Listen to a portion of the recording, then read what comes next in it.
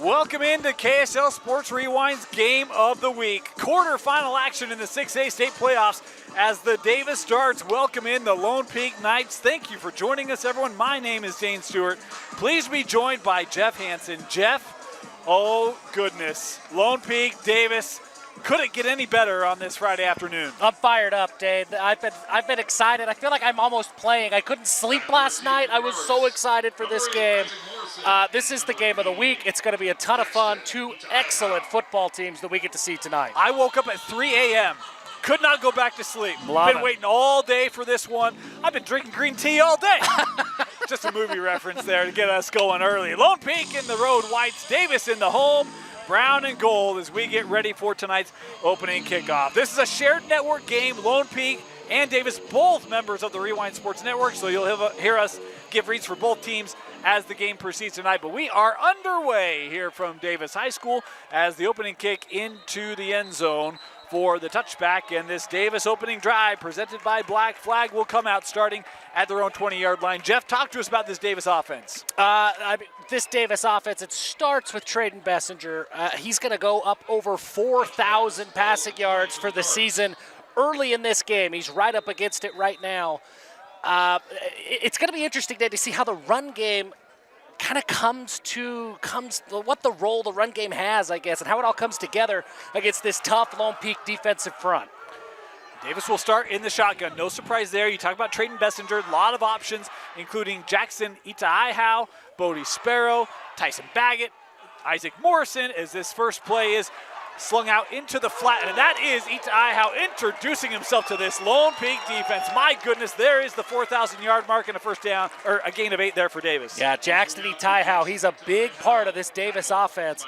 And you could see on that play, that's, I think, going to be a big play. Those quick swing passes, those short routes, try to neutralize this aggressive Lone Peak defense.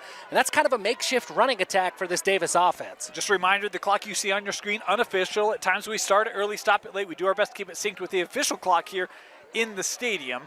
As be a 2nd and 2 here for Davis High School. And I love you talking about those, kind of throws into the flat. Help to serve as that run game. Going to be very important for Davis here in this one. As Bessinger, a little pump fake there. He's going to take this and run it. Not an aspect you see him do a ton of, but certainly capable as he takes it up to the 30 for the first. Yeah, Trayden Bessinger, certainly a better athlete than I think most people realize. When you look and you see that big 6'5" frame in the pocket, you expect that he's going to be a statue. But Bessinger's got nearly 200 rushing yards on the season. He can move around a little bit back there when he has to.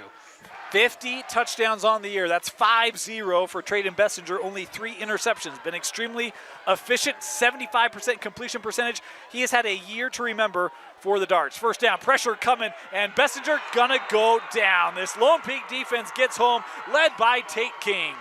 And that's what this Lone Peak defense can do. They are so aggressive, especially with those linebackers.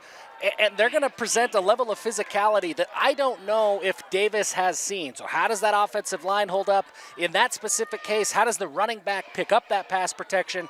That really falls on the shoulders of Trayden Bessinger before the snap to make sure he's got the protections in the right place. Lone Peak doesn't have that double-digit sack guy this year, but they got a lot of guys who can get home, like King, Zundell, Maunga, Grimmer. There's a whole host of guys on this Lone Peak defense that can cause trouble. 3rd and 16.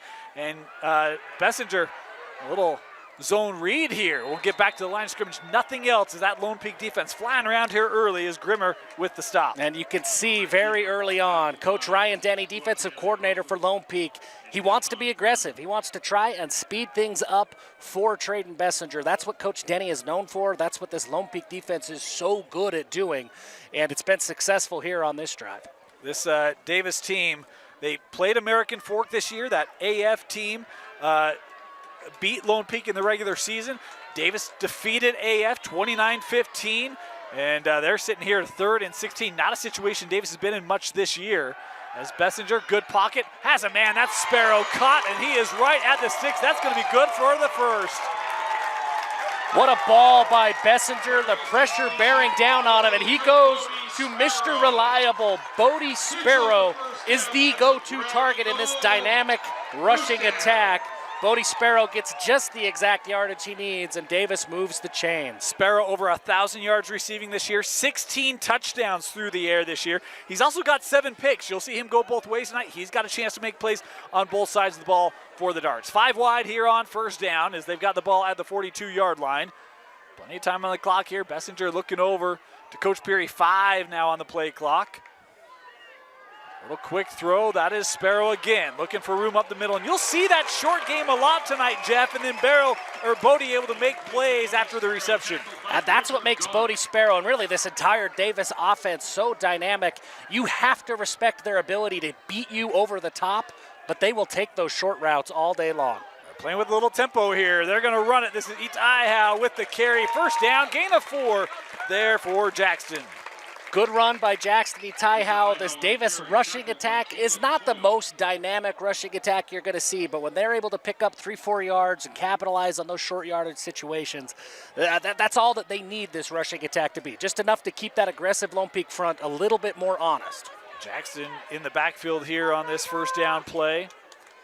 You'll see that kind of it mixed intermittently. He and Mikael Bird out of the backfield is Bessinger rolling to his right, and he's got Sparrow wide open. First down is Bodie out of bounds inside the 30. You could see pre-snap, Bodie Sparrow and Bessinger, they signaled to each other. Sparrow recognized he had one-on-one coverage. They moved him around, and he was wide open on that one. That's a connection to look towards a lot. Anytime Bessinger has Bodie Sparrow one-on-one, they're going to try to find a way to get him the ball. One of the things that makes it tough is they sent Tyson Baggett deep, and you've got to respect there are 4 Davis receivers with at least 9 receiving touchdowns. So you got to play that deep. It opens up that underneath. First down here for the Darts. Here's Isaac Morrison as a penalty flag coming in on the play. Davis fans don't like that one. Yeah, it is a hold. I think that they're number 18 looking here at Sam Coleman. I think he just had the shoulder pads of the defender a little too much. They'll talk and make sure, but I think by the book, this one's going to be a good call.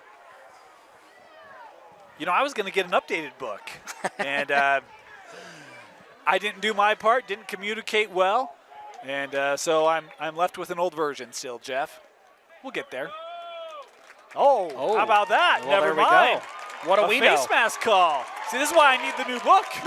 If we had the new book, we would have gotten that right. How about that? A personal foul, a face mask call there on the Lone Peak defense. Will move Davis into the red zone. First and 10 at the 12. Well, that's just what this Davis offense needs is additional help getting free yards. Yeah. This is maybe the most dynamic offense in the state. They don't need those bonus yards. That's a tough blow for the Lone Peak defense. So first down. Itaiha to the left of Bessinger. Trips to the bottom of the formation. And we've got a flag coming in. Bessinger was trying to go with that kind of hard count, and I don't know if there was this is probably going to be on the, well, actually, I don't know. We can't go 0 for 2, right? Yeah, okay. I'm with you. I thought it was going to be on the offense, but now I'm gun shy after the face mask. Because it didn't come from the wing, that's what had me think. I think it's probably going to come and be on the offense, but again, I'm no official. It's probably a good thing, for the best. It is a very good thing. No one wants that. No one wants that. So penalty here backs Davis up. First and 15 here for the Darts. Opening drive. They've taken off almost half of this first quarter. And hey, they'll get it right back. They've used that hard clap a couple times on this opening drive, Jeff. They have, and credit to this Davis crowd here. It is silent before the snap. You can play that hard clap all you want when it's this quiet, and it pays off there. They get the penalty yards right back. We talked about Tavita Maunga earlier, and one of the leaders on sacks, for this Lone Peak defense. He was the party there that came across the line of scrimmage and takes it back to the original line of scrimmage.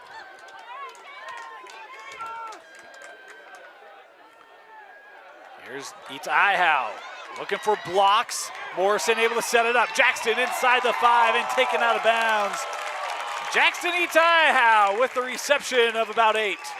Great job by Itaiho of being patient and letting those blocks develop. The wide receiver core, really, there was a fleet of Davis wide receivers out in front, clearing the way for Itaiho. Does a good job staying patient. Second down play. They can get a first without scoring a touchdown. Screen, no, little pitch to Itaiho, and he's going to be brought down behind the line. That is so well read there by Kingston Stroshine, and we know, we've seen him this year, Jeff Stroshine, just a freshman. Boy, he's going to be a special player. Yeah, it's hard to believe that Kingston Stroshine is just a freshman. I'm going to show you, just for some proof, my notes on Stroshine. Elite. That's it. That's the only note. Just a freshman. He is fantastic at that linebacker spot. Yeah, I appreciate you reading that. I thought it said E-Light. Yeah, you know, I like had to make sure to clarify. And I was like E-Light. I don't know what that is, it's but tough. Elite. Yeah, Elite. Yeah, good call. Elite. Good E-Light. call. Third down here for Davis.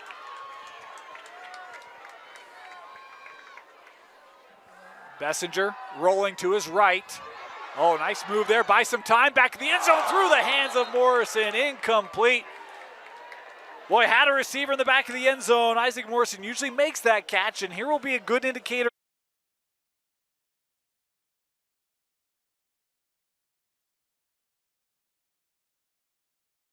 He puts that ball right where it needs to be, but it just goes off the hands of his receiver. Davis is going to settle for the field goal try. Take the early lead with the field goal attempt. To try and take the early lead with the field goal attempt. Point out, or the field goal is up. It is good. So opening drive leads to 3 points for the Davis Darts. And they march the ball at about 85 yards or so. Yeah, that was look, you look at this, you look at the way that drive panned out, you'd love to get the touchdown, right? I mean, that's obviously disappointing. You take off 6.5 minutes, you move the length of the field. Not a bad thing to do. You feel pretty good right now if you're the Davis offense, because look, as a team from the north, right, you're going up against Region 3, and if you look at Davis's path, if they're going to get to the state championship game, it is a Region 3 gauntlet the rest of the way. You have to get past the logos on the helmet. I've talked about it a lot over the last couple of weeks that is a big component of the game. When you're one of these teams from the north playing those point of the mountain schools, it's tough. Davis should have some confidence after that first drive. This is really the opportunity for the North to make that statement. Absolutely. Right? This is the Davis team to do it. They're the 3 seed in the tournament. The winner will play the winner of the 2 and 7 seed matchup, Skyridge American Fork. So to your point, they'll have to go through pretty much Region 3 from here on out. We expect Corner to play well on the other side. But, yeah, I mean, this is kind of where it starts, and a lot of hopes up north here resting on this Davis offense to do it. To kind of illustrate that point, I went through and I looked at some of Davis's playoff runs over the last several years. They've lost to Skyridge, to Lehigh, to Skyridge, to Skyridge, to Lone Peak, to Lone Peak. This kickoff returned up the middle. Great return there by Thomas Herget up to the 38-yard line. That will do for Lone Peak. And my apologies, it was actually Cooper Stosic. That's a great return, just what Lone Peak needed. We talk about that success that Region 3 has had against this Davis program. They have an opportunity to come out and make a statement, and they're going to do it with the arm of Kepa Nimetolu. We've seen a lot of Cruz Christensen for this Lone Peak offense, but Kepa, he's back, he's healthy. I talked to Coach Brockbank before the game, and they said, look, he told me, look, just from a leadership perspective, having Kepa back there is huge, and playoff time is when Kepa tends to play his best. My apologies, it was Herget on the return. These old guys, they still got some tricks up their sleeves. First down. That ball caught. You're going to hear this name a lot. Jared Pula with the reception. He takes us ahead for a gain of about 8, maybe 9 yards on the play. That's going to be the biggest matchup for this for this Davis defense. How do they match up with Jaron Pula? There's a couple of Pulas you have to worry about. Jaron has had the bigger year, scores more touchdowns. Kennan, you certainly have to account for. He can have big games at any moment. How do you account for both of those? I'm looking at Bodie Sparrow, the interceptions leader, to play a big role. He may, as this will be Nimetolu keeping it. And he's got the first down across midfield, takes it to the 43-yard line. And that's the element that I think Kepa can bring in playoff time, Jeff, which you were just talking about, that makes this maybe a little different Lone Peak offense. Yeah, that's exactly what Kepa brings to the table. He has the arm that he can make all the throws to those dynamic wide receivers, but if you only key in on those wide receivers, he is good enough and he is patient enough that he will beat you with his legs. Took this team to the state championship game last year. couldn't complete the comeback in that one against Corner.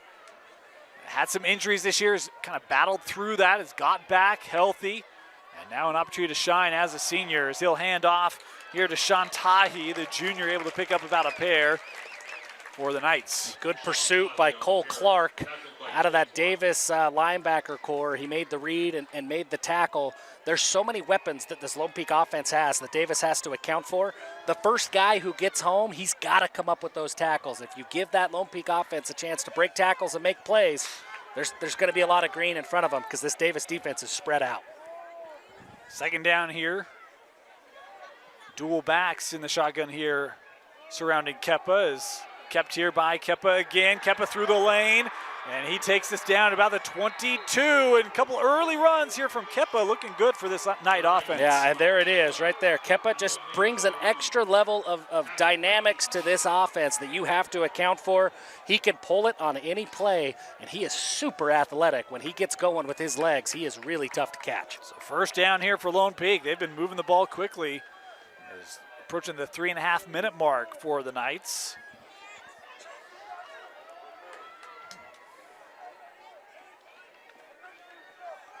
This time he'll give. This is Tate Barney. They're trying to blend Tahi and Barney there. It didn't turn out well, but Barney did a great job carrying the ball in the first part of the year. Tahi's come on, giving them now kind of dual backs, but Barney's been great. Yeah, when Barney's healthy, he's really, really good. He's faster than he looks. He has big body. He's tough to bring down. I mean, that's a gain of 5 that really almost was a tackle for loss, but Barney's just fast enough that he gets past the tackle. And it didn't look like he got 5 yards, but he averages 6.5 a carry on the season. So again, good. he can pick him up for you. It will be he and we're back here on this second down. Kepa to throw, has a man that was incomplete, was looking for Fanua as if they needed more options out of the backfield. Isaac is another one of them. That one just incomplete. Now that's where you see Isaac Fanua really shine out of the backfield. He's a fantastic wide receiver. Kepa delivers a good ball there. That's one that Fanua is going to want back, but that's something that this Davis defense has to account for every single snap. This Davis team, watch out for number 10, Johnny Parker, defensive line. Plays on the edge, 8.5 sacks this year. I think you got to be careful of that force, Kepa to run or allow him to run earlier. It'll be a bit of a chess match how this Davis pass rush tries to attack this Lone Peak quarterback. His play clock down inside 5. Kepa gets the snap away, play action. Looking, a lot of time, looking to the end zone and overthrown. Good coverage there by Davis. Really not a lot of a window for Kepa to place that in. Yeah, and I think that Kepa just a little bit late on this ball. Jaron Pula comes out of his break and he's open, but that hesitation is just enough to allow the Davis defense to get back into it, make that throw a little bit more muddy for Kepa Nimotolu, throws it out of the back of the end zone safely, and Lone Peak's going to settle for a field goal attempt. Yeah, so that drive, which had a lot of promise, boy, the run game was good, kind of got him down there in some chunks. That Davis defense able to tighten up just inside the red zone. It'll be a 36-yard field goal try here for Jake Barker. Ball is up, and that is just good. So we're tied up, 3 apiece here, Lone Peak and Davis in the first quarter of the 6A quarter final. I want to take a moment to mention the sponsorships of these two programs. For a range of reasons, call Kessler Allaire Insurance Services if you have any insurance needs. National Auto Plaza, where you can find the best deals on the best cars, trucks, and SUVs with their legendary $3,500 rebate. Also want to thank Tiny Hero, a Utah nonprofit giving families hope and help when their baby is born with CDH. They provide support, grants, and a community standing with them every step of the way. Visit tinyhero.org to learn more. And of course, doTERRA, proud sponsor of Lone Peak football. doTERRA's products help athletes around the world maintain the highest level of health and wellness. Learn more about how you can up your health and wellness game at doTERRA.com. So, Jeff, Davis opening drive, they go down, kick a field goal. Lone Peak's opening drive, they go kick a field goal. Davis come back out, going to have another opportunity to try to drive and get one of those Henry Walker Holmes touchdowns. If you are Davis, do you look to do anything differently here on this second drive of the game?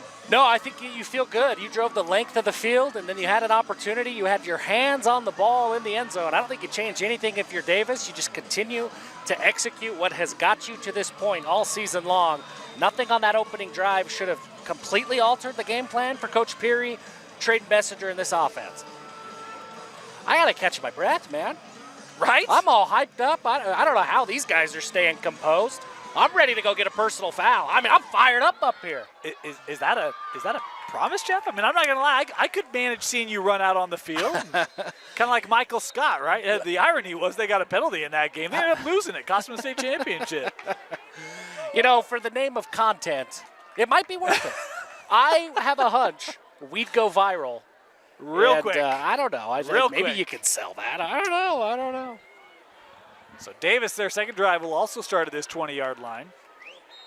Did it not? We mentioned they throw a lot kind of underneath and allow their athletes in space. Would you expect Davis to maybe try to take a shot here, or do you feel like they're still trying to get a feel for this defense? I think you make that read based on what the secondary is doing for Lone Peak, and right now they're giving a lot of respect to that deep ball. Bessinger gonna look. That ball's caught by Baggett, and Tyson able to pick up 6 yards on the reception.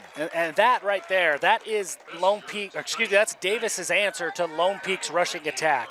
Lone Peak's perfectly content to let guys like Tahi and Tate Barney run 5 yards a carry and then play on second down. That's the kind of pass that Trayden Bessinger all season long, he doesn't have to go deep. He's perfectly content staying ahead of the chains and making good decisions. Talking with Coach Peary earlier, and he said, you know, Bessinger knows this offense almost better than Coach does. He's been playing it a long time, incredibly smart. As trading hands off here, this is Bird. We talked about him on that opening drive, and Mikhail able to take this up to the 29, a gain of 3. And Davis doesn't run the ball a ton, but Bird, when he's had opportunities, he's been really good for this Davis offense. And look, you look at Davis right now, just looking at that offensive line on camera. This isn't your typical Davis offensive line. They are big up front. They are strong. This is a tough matchup against a big, strong Lone Peak defensive front. But Davis's offensive line isn't going to be intimidated, and they're not overly outsized in this match. You know, one of the other interesting things for this Lone Peak team is, you know, Bob Mulitolo, we've seen him play some defense. I don't know if that was because of some of the injuries and depth, but Lone Peak kind of has that in their back pocket should they need it, as Bessinger just reaches that ball ahead. Boy, I think it's right at the line. It is. That will be good for the first down. Love the effort there from the senior quarterback. You love to see that. If you're one of the 10 other guys on the field right now and you see your big-time 4-star quarterback putting his body on the line in the playoffs, that gets you fired up. I mean, he's doing this. He wants to win. And if your leader's doing it like that, playing that kind of effort, then you're going to follow suit. Because it actually looked like Lone Peak might have had that short. Yeah. Great play there by Bessinger to keep the drive alive inside a minute here in this opening quarter. 2-by-2, Lone Peak bringing pressure again. Over the middle, caught by Baggett, trying to find some room after the reception. Brought down by a host of Knights, but he'll pick up 4. Yeah, really well done by Lone Peak. And again, Kingston Stroshine was in on that play. There was a handful of Lone Peak Knights there. Just a good job not falling for the eye candy, staying within their run lanes, and Baggett ultimately runs right into the arms of a tackler. The thing I love about that, they've got a 3-man front, right? They bring a linebacker, so you kind of throw to the space where the linebacker evaded, and, you know, again, you'll take your 4, 5, 6 yards, 4, 5, 6 yards at a time. Right. And you'll feel pretty good about that. Probably the final play of the quarter here. Bessinger under pressure, stepping up. Now sees a little bit of space. Looking for Ita Ihau, and he makes the grab. Boy, coverage was there by Tawatele Afu, and Jackson Ita Ihau still brings it down, and that's how the first quarter expires. 3 apiece. Davis, Lone Peak knotted up in this quarterfinal. Live from Davis High School. Welcome back. Ready to start our second quarter. Dane Stewart, Jeff Hansen with you. As I want to take a moment, thank our sponsors here of Davis High Football, including Henry Walker Homes. They get you in your home faster. With communities in Davis and Salt Lake counties, they provide the custom look you want with the craftsmanship of an experienced builder. They work together to ease your concerns. It's like you're part of the family. Visit them online at henrywalkerhomes.com.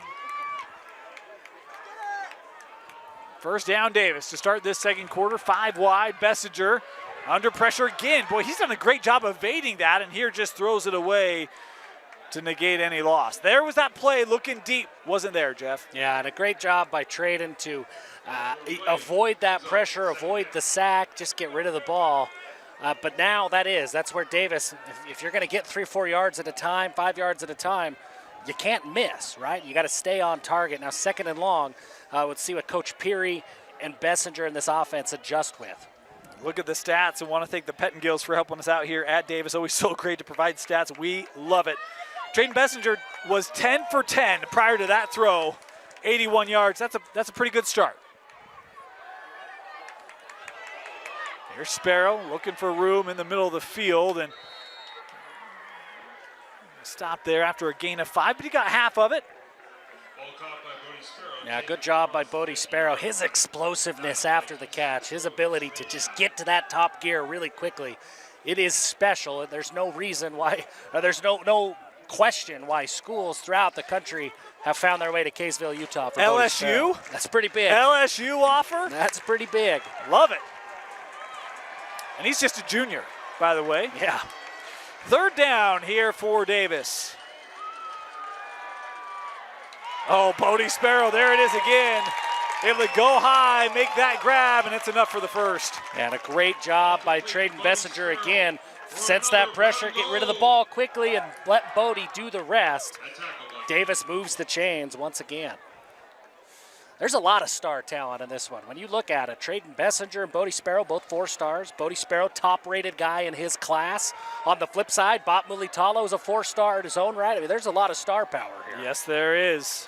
That's why there's so much hope for this Davis team this year to do something special as they'll go on the ground. Ita Ihau inside the 35. And that's the thing I love about Ita Ihau, maybe the most, his physicality. Like, he's a thick kid, but, man, he even plays bigger than he is. And he plays with a ton of confidence that he is big, and it's that mindset that he doesn't think he's smaller than anybody. He'll invite contact. He'll do it as a receiver or running back. He just wants to win.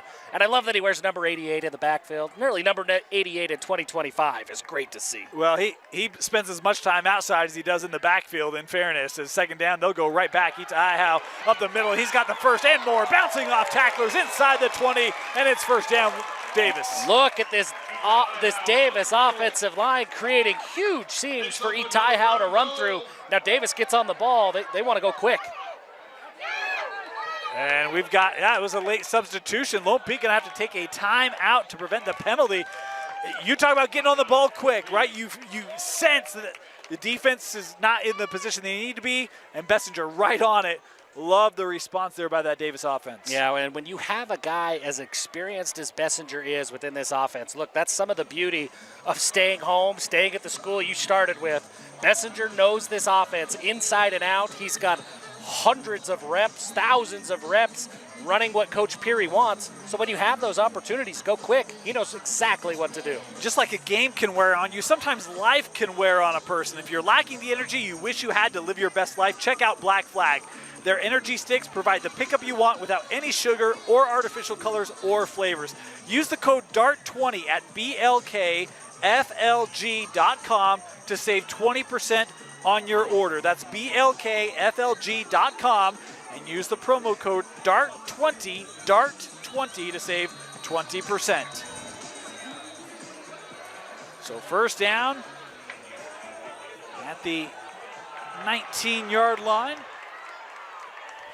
This drive going very similar to their first of the game. Speaking of the darts, Bessinger will look for Sparrow.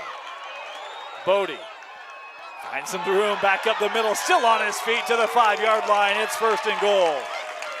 Bodie Sparrow, once again, he gets up to his top speed, shows off the change of direction there, and you saw, once again, as soon as the whistle blew, Dane, Trayden's looking over at Coach Peary saying, hey, let's go, let's go, let's go. He wants to move with some tempo. 1st and goal. Ita Ihau and Baggett both in the backfield. Baggett motioning out.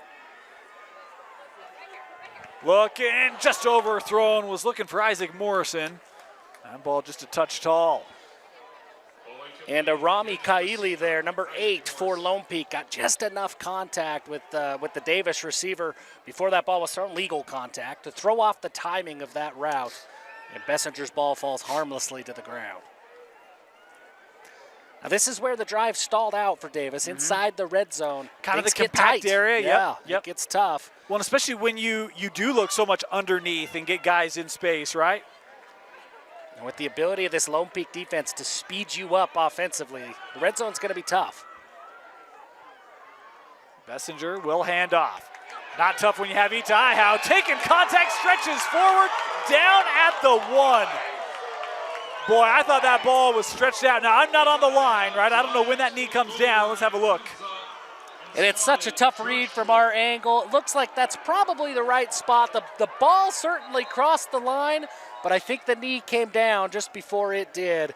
Tough to see from our angle, but that side judge right on that. Boy, and Itaiao having to come off here. I think they're saying there's blood, so you're going to lose your power back at the goal line here for Davis, as Bird will come into sub. Now, there's a lot of people right now yelling at the camera saying, hey, quarterback sneak, quarterback sneak.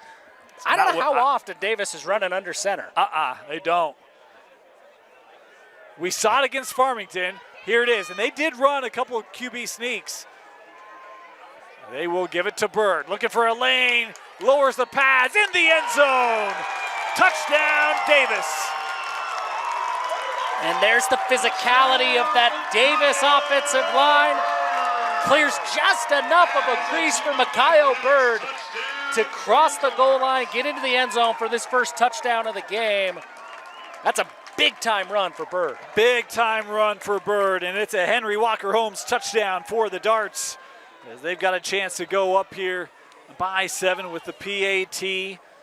Great-looking drive there for Davis as the kick is up. It is good. 10-3, the lead for the home side. Davis leading Lone Peak in the 6A quarterfinal. As Lone Peak gets ready to receive this kick, want to thank Stroformance, a science-based speed and performance training system using state-of-the-art technology and data to train thousands of athletes, and a proud sponsor of the Lone Peak football team. Also want to thank G2G Protein Bar, helping busy people eat well when they're on the go. And of course, Skin Science, the presenting sponsor of Lone Peak football. Start your journey as an esthetician today. Visit skinscienceinstitute.com to schedule a tour and enroll now. Do you want a real-time testimonial of Stroformance? Yeah. Kingston Stroshine. Remember that note? Elite. I do remember that. I thought you were going to say, I've been there. No, and I was like, Jeff, I can't wait to hear this. that would be bad. I don't want anybody to have to claim the athleticism that I bring. But Kingston Stroshine, he may have trained a time or two in Stroformance, and look at him making an impact as a freshman. I don't think I could make an impact as a freshman, as a senior, as a grown adult. This kick high, and it will be returnable. Scooped up at the 14, and Davis able to cover well, will make the stop at the 24-yard line. Jeff, I'll ask you the same question I asked about Davis. Second drive here for Lone Peak. Do you expect to see much different here, or do you feel like there was an aspect that maybe they lean into here on this second drive? I think they found a lot of success with that ground game, and I think if you're going to open up the big play with the Pula twins in the pass game, you've got to drag this Davis defense in. Bring those linebackers up. See if you can catch those safeties cheating a step or two to try to anticipate the run. I would think that we see an emphasis on the run game for this Lone Peak offense. Niome Tolu, pistol formation with Barney behind him. Under pressure, Kepa trying to buy time. That's deflected. Nearly intercepted. Probably should have been Bridger Young.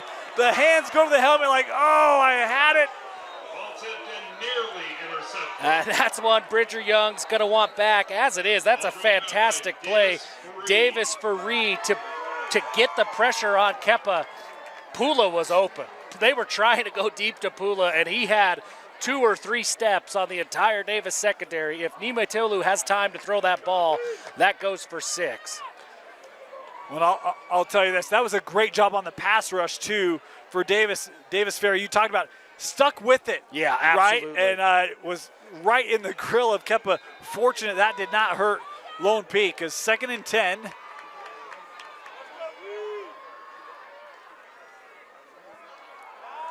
Quick throw and coverage right there immediately. Nice tackle being made by Connor Brown as It was Kenan Pula there with the reception of 6. Third down is always big. It's sort of a lazy talking point as an announcer to say, hey, third down is a big play. But I think these are going to be especially big for this Davis defense. You've got to get off the field when you have a chance against this Lone Peak offense. Big play here. Lone Peak trailing by 7. About 8 minutes to go here in the first half. Chance for Davis to get a stop. Kepa will hand off. Barney looking left side and able to get it. Nice run there by Tate Barney. See, and you could see what we talked about there, that because Davis is so spread out defensively, you're going to have a lot of one-on-one opportunities for tackles. And right there, Tate Barney's able to get through initial contact and push past the chains. And by the way, that was Ethan Lockwood, who's Davis's highest tackle. He's got 129 tackles on the year, and Barney was able to kind of evade that, fend it off enough to move the chains. Speaks to the physicality that Tate Barney brings this Lone Peak offense. They'll give it back to Barney. Looking left side again, Lockwood there, and able to bring him down, limit the gain to 2. And a good job on that play by Davis, bringing Barney down on initial contact. I think that third down play call was kind of telling. That it's 3rd and 4, 3rd and 5, and they turn to the ground game right there. That tells me that Coach Brockbank and this Lone Peak offensive staff, they think they've got a big advantage, and when they need that play, they're going to turn to the ground game in this one. It's one of the reasons why I asked that question, because they ran the ball extremely well, and they mixed it up, right? Including Kepa as well as Barney. We saw Tahi. I was curious if you felt like, they might run the ball more here in this second drive, as Kepa was looking for Pula. He'll tuck it here instead. Pick up about 6, maybe 7 yards on that run. Boy, that's a nice read there by Kepa. Yeah, really good job. Good use of the pump fake to create just enough of a delay for that Davis defense. Kepa does the rest. He doesn't need a whole lot of time or space to hit that top gear and make it upfield. Well, I think it's one where it's like, hey, I want the slant, but the coverage is there, so I'm going to get something. And, again, uses his athleticism. You see the dynamic. Again, this is why there was so much excitement for Lone Peak this year, right? Having that skill set and the injury, obviously took some time for him to get healthy, but boy, he looks healthy and good. Another third down here for Lone Peak, 1 yard to go. They'll run with Kepa. He's got the first. Takes it across midfield into Davis territory, the 48. And that's what makes Kepa dangerous. This play looks like it's designed to go right up the middle, but Kepa's like a running back, a quarterback. He can make a quick read, find the gap that's open, and get upfield, and instead of a gain of 2 to move the chains, that's a gain of 10 to move the chains.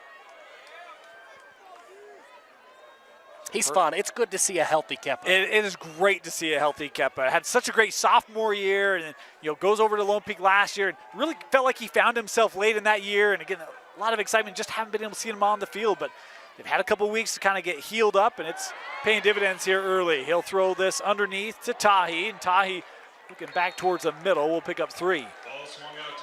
Great job by Tahi of, again, avoiding that initial contact. That play was nearly stopped for maybe a loss or at least right at the line of scrimmage, but Tahi able to make something out of nothing and pick up 3, maybe 4 yards. You know who's going to get their steps in tonight, this afternoon, this evening, whatever you want to call it? Isaac Morrison and Connor Brown, because Lone Peak is sending deeps. It's like, look, you got to find a way to stay stride for stride with 2 special future D1 receivers on this Lone Peak offense. Now, and right here on this short side of the field, Jaron Pula looks like he may.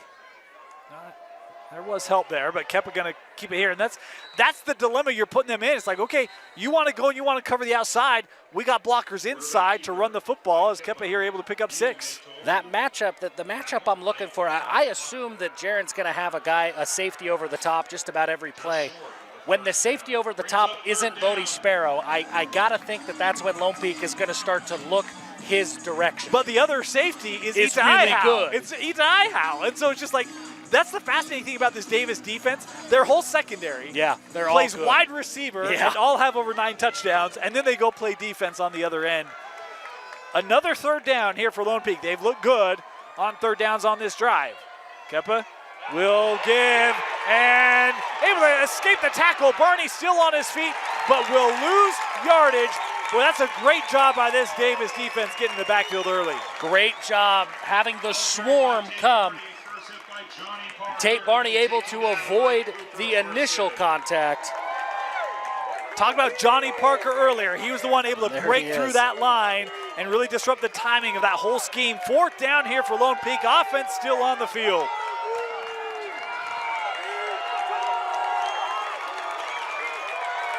They've got to get to the 39. 4th and 3 for the Knights. Kepa, no, gonna throw it over the top, and it is broken up. It's Bodie Sparrow. Designed for Ledger Holmes, but Bodie is there. What a fantastic read by Bodie Sparrow, and he shows off the recovery speed. Lone Peak goes with that little Tim Tebow fake run, throw the pass over the top. Receiver's got a guy, but it's Bodie Sparrow, recognizes it just in time, and then he shows off that recovery speed, makes a huge play. Now a huge opportunity for Bessinger in the offense. We talked about 7 interceptions, and that was in like the first 6 or 7 weeks. Yeah. They haven't played a lot of teams that throw the football the last couple weeks. I thought Bodie would have an opportunity to make plays on both sides, and that's a big one here early. 4 minutes to go, Davis offense back on the field. Chance to go up multiple possessions as Lone Peak will get the ball to start the second half. They throw this to Itai Howe. Jackson now hitting the afterburners across midfield to the 43. First down darts. And you're going to see Davis turn to tempo right now. Bessinger is yelling at his sideline. He wants the play. He senses the momentum of this game. He wants to get on the ball and go quick. Still calling it out here to his receivers. They'll go 5 wide once again.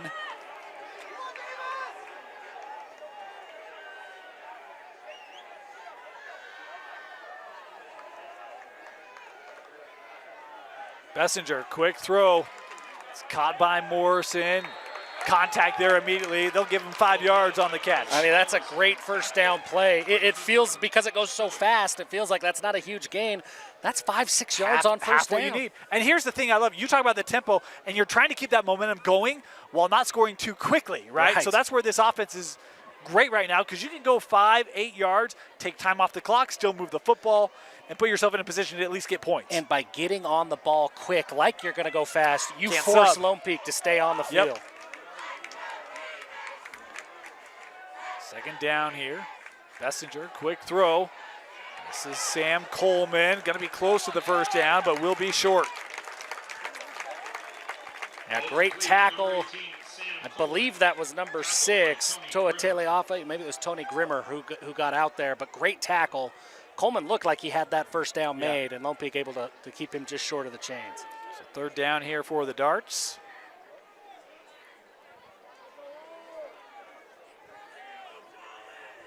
Got to get 1. Approaching the 2-minute mark here in the first half.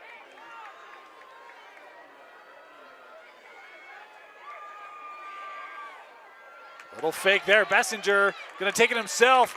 Boy, contact right at the line of scrimmage. I think he might be short, Jeff.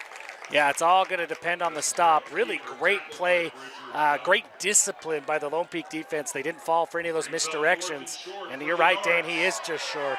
Actually, they're going to measure this, and I think this is right. The ball looks like it's on the 33, which is where the first down marker is. They just changed it, first down Davis. It looked awfully close. That's a heck of a play by Bridger Dunn, by the way. That is a heck of a play. You know, our guy, Dusty Litster, he always taught me one thing. It's just important that they get it right in the end. Yes, it is. First down here, Davis. Bessinger gonna look deep. First Sparrow, there's the flag. I will say this. I do not envy the officiating crew with these quarterbacks and these offenses. You can see that holding here, and that back judge saw it as well, gets the flag out there. Nice loft on that flag, by the way. Yeah, there was some precision. He kind of dropped that one in. Yeah, he's had some practice throwing that flag in. No, that was a good call. That's one of those that the crowd sees it. They want that flag immediately. Those refs saw that. That flag was coming either way, but you got to ref the rest of the play as well. Yep. So first down here for Davis. They're inside the red zone again. And 1:49 here in the stadium.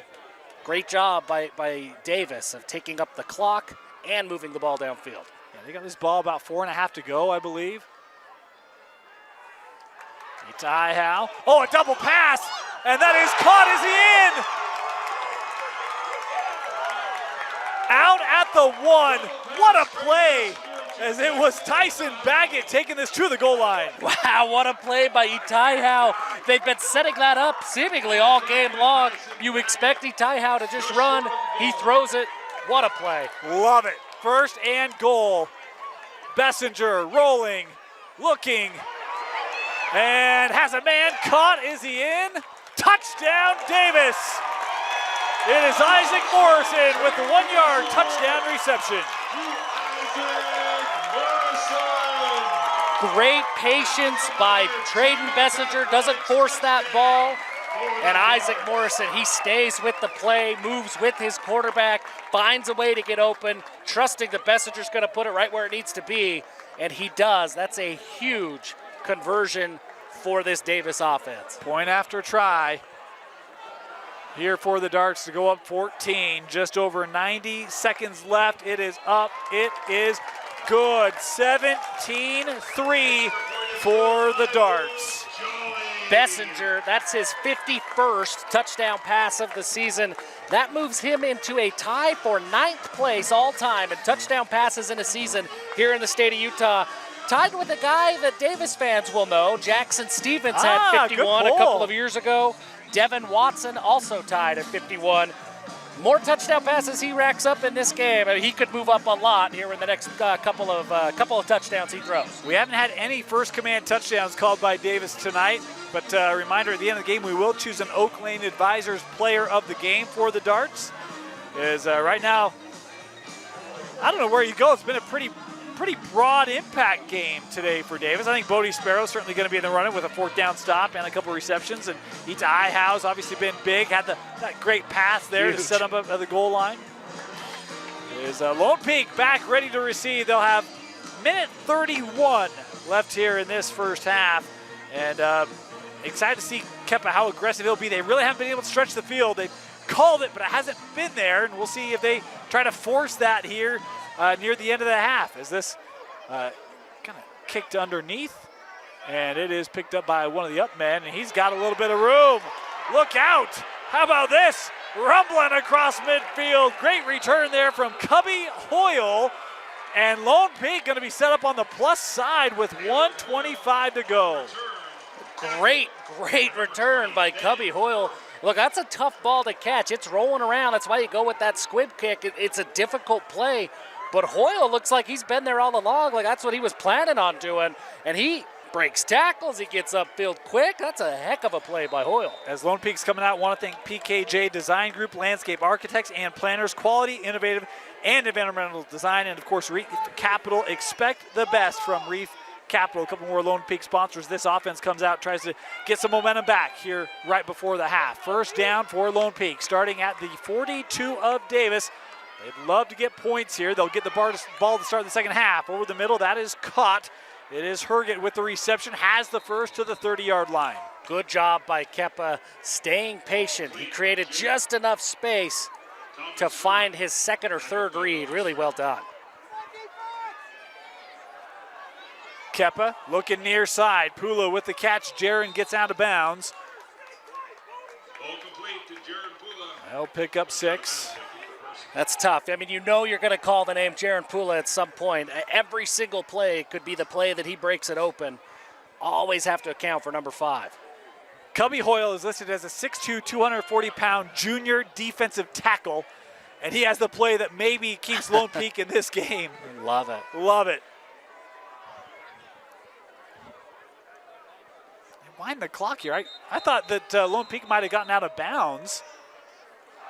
And yeah, I think the white hat, they're going to say, hey, my bad. And so they will. They'll put it back 108. Look, I will give the white hat a lot of credit there. I thought he was out of bounds. I thought that clock should be stopped. He did wind. He was like, wait, what am I doing? Yeah. Stopped it, got it fixed here on the clock. We'll leave ours at 102, but there is 108 clock on the clock here in the stadium. Jeff can talk about, refs reffing, and I want to give credit when the reffing is, Reffing's not always bad. Do the right Reffing's thing. what they do. Second down. Kepa looking. Has a man wide open in the end zone. Touchdown, Lone Peak. It is Seth Woolley. Busted coverage, and it's a 25-yard touchdown pass for Kepa Niumetolu. And a great job by Kepa. I think Woolley might have been his third or fourth read on that play. He shows the patience, goes through his progressions, and finds Woolley wide open in the end zone. This Lone Peak offensive line, Tipa Galii on one side, Bot Mulitalo on that other tackle. They were giving Kepa all day long to throw. Well, and this is where, because you have the Pulas, there's a lot of attention played there. You got to be ready when your number's called. Pressure off the edge. Boy, nearly got there, but the kick up and good. Lone Peak with the response here late in the half. Just 1 minute to go. And now Davis will come back out with a chance here, Jeff. Well, look, Davis, minute 2 with 3 timeouts. Trayden Bessinger, maybe the top quarterback of the state of Utah. I think they're going to come out pretty aggressive here before the half. Yeah, of course, want to remind you, it starts up front with a winning team, and Johnston Law has been helping businesses succeed at every stage for over 15 years. Call or text today, 801-980-5300, and mention Lone Peak Wins for services from Johnston Law. As Davis is coming out here, going to be looking for one of those first they've got 3 First Command timeouts. First Command is committed to making sure those who have sacrificed for our country are taken care of. Their customized planning will help you meet your financial needs while saving for the future and protecting against the unknowns. They can meet with you in person or virtually. Visit them online at firstcommand.com to set up your appointment with one of their 9 agents today.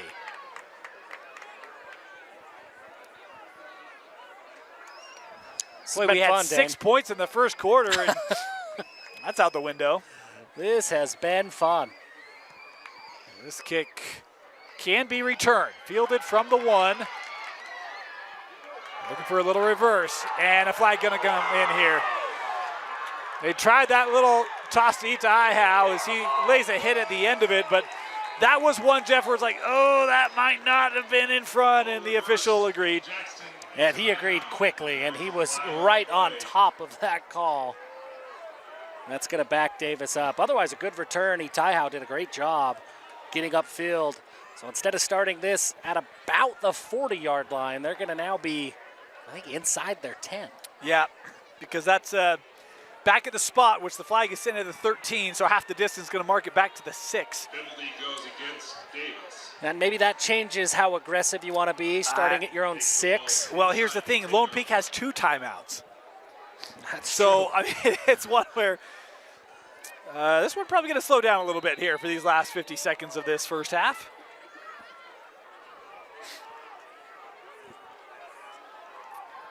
Itahau here in the backfield.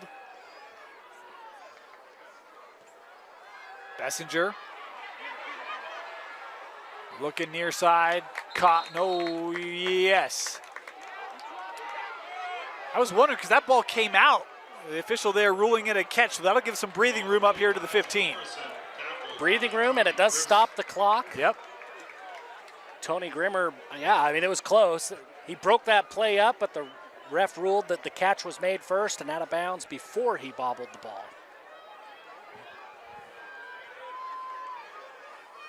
Bessinger. That is caught. Nice move, but brought down there immediately. Coleman with the reception, and we've got a timeout. I thought I heard a whistle. I thought I heard a whistle. I thought I saw Coach Peary calling for it, but the clock continues to run. Did not. I think you're content here if you're Davis. I mean, you might see if you can get something, but Itahau making the first man miss, but Tony Grimmer, the Grim Reaper, is there to limit the gain, and there will be a timeout taken here with 26 seconds left. Here is one of those First Command timeouts. Kind of an interesting spot to use it. I thought I was with you that it felt like, okay, this is a non-knee is sort of what it felt like, but here's the thing, though. If you're Lone Peak, you've got 26 seconds left. I actually think you – sorry, if you're Davis, I mean. I actually think you do maybe take a shot here. Because let's say worst circumstance. You throw an interception, they get the ball, 18 seconds left on their side of the 50. I don't know. You might not feel terrible about that. But if you get a big play, maybe it sets you up for a late field goal, get it back to a 2-possession lead. I don't know. We'll see how aggressive they elect to be. And it's a good call because we know that Coach Peary has a lot of confidence in Luke Jolly as a kicker. If you can get to the 35-yard line, give yourself a chance at a long field goal, then you feel pretty okay.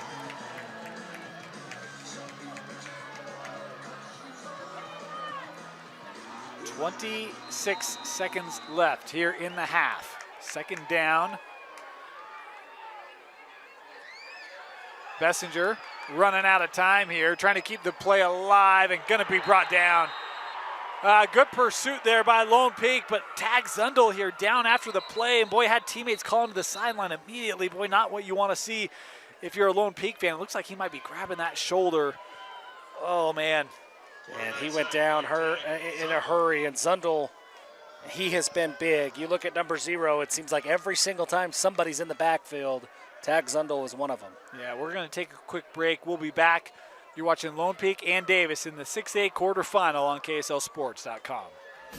At Skin Science Institute, we offer top-tier educational experience in aesthetics, including the finest facility, the most comprehensive curriculum, and a team of highly experienced professionals. We take pride in our fun and exciting culture to give our students a positive learning environment while training on the best machinery the industry has to offer. We ensure our graduates not only receive the best education, but also step into their careers with confidence thanks to our robust job placement support. Start your journey as an esthetician today. Our monthly start dates and financial aid opportunities make it easy to jump in.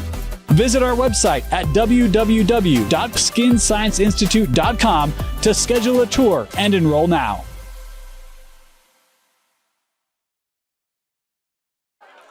Zundel was able to walk off. We hope he's okay. It's hard enough that one of these two teams, their season's going to end tonight, but when you're a senior, you want to be able to play it, not go off, via injuries. The clock winding down here. That will do it. Our first half complete. 17-10. Davis leading Lone Peak in the 6A semifinal. We'll have halftime when we come back here on KSLSports.com. With a Tab Spend checking account, you earn big rewards. It's hard to not make a scene. Cash or card? Oh, my card's right here. That's a big card. You should see how much it's earned me. Sorry, Grandma. Tab Spend isn't just another checking account. It's packed with benefits. How do I get one? Just scan this QR code or go to tabbank.com. It's all online and super easy to get started. The Lone Peak night 17-10 as we get ready to start the second half. Dane Stewart, Jeff Hansen with you. Jeff, your thoughts on that first half? It's everything we thought it would be. This game has been fun. It's been close. It's been competitive. These are two teams that are pretty evenly matched. I think that the most surprising thing for me so far in this game, Dane, it's been pretty clean football. You haven't seen a lot of penalties. You haven't seen a lot of mistakes. There's been a couple of almost turnovers, but really, it's been a pretty clean game. And I look at the rest of this second half. Who's going to come up with that big play and force that turnover? How composed does everybody stay as you get close down the stretch? Those could be big storylines as this one comes to a close. We were talking before the game and the impact of turnovers in this game. We have not had a turnover yet. Knock on wood if you're with me. But, Lone Peak did have the one turnover on downs. Davis got the stop, but it's been, to your point, it's been clean. 199 total yards for Davis, 120 yards for Lone Peak. They've gone about it very different ways. Lone Peak's probably been stronger running the football than throwing the football. Davis has been much stronger throwing the football than running the football. Ready to start our second half. Davis has never defeated Lone Peak. They're 24 minutes away from their first win in program history over Lone Peak. 0-3 coming into this one, and they've played a pretty good game, pretty good recipe. We'll see how they defensively match up with this Lone Peak offense as Lone Peak will get the ball here to start the second half. Yeah, that's going to be the story for me. Can this Davis defense come up with enough stops? So far, they've done a pretty good job of containing the Pula twins and really Keppa and really the entirety of the passing game. But those Pula twins are too good. You know they're going to find a way to impact the game. They do every single time they're on the field. Can you continue to bottle them up? That's going to be the story. That's going to be the story. And how does Lone Peak try to free them up a little bit? Because they really haven't been able to get them the ball down the field. We'll see if that changes. Davis ready to kick off. 17-10, the lead for the Darts. And we are 24 minutes away from having our first known semifinalist in 6A as this kickoff into the end zone for the touchback. It's been fun. It's been real great. fun. I'm just as excited at halftime as I was at kickoff.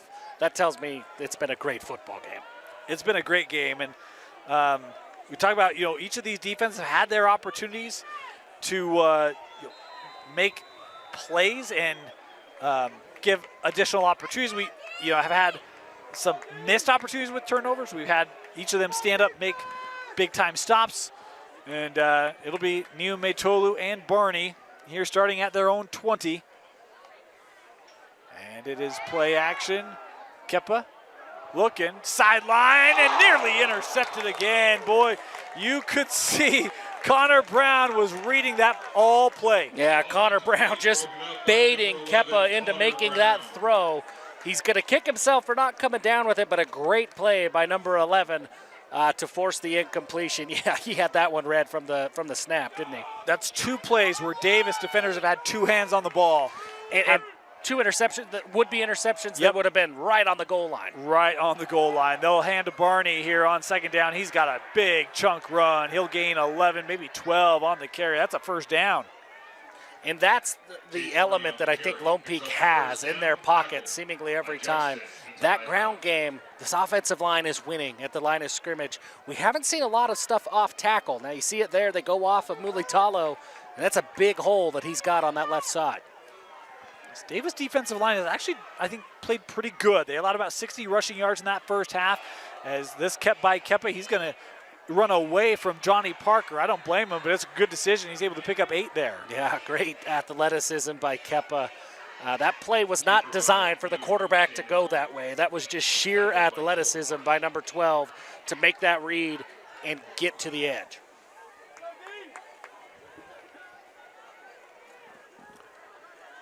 Lone Peak, when they can operate in second, third, and shorts, they've been extremely effective tonight. Got a 2nd and 1. Barney with the carry again. Left side again, Jeff. And look out, he's across the 50 and a touchdown saving tackle by Bodie.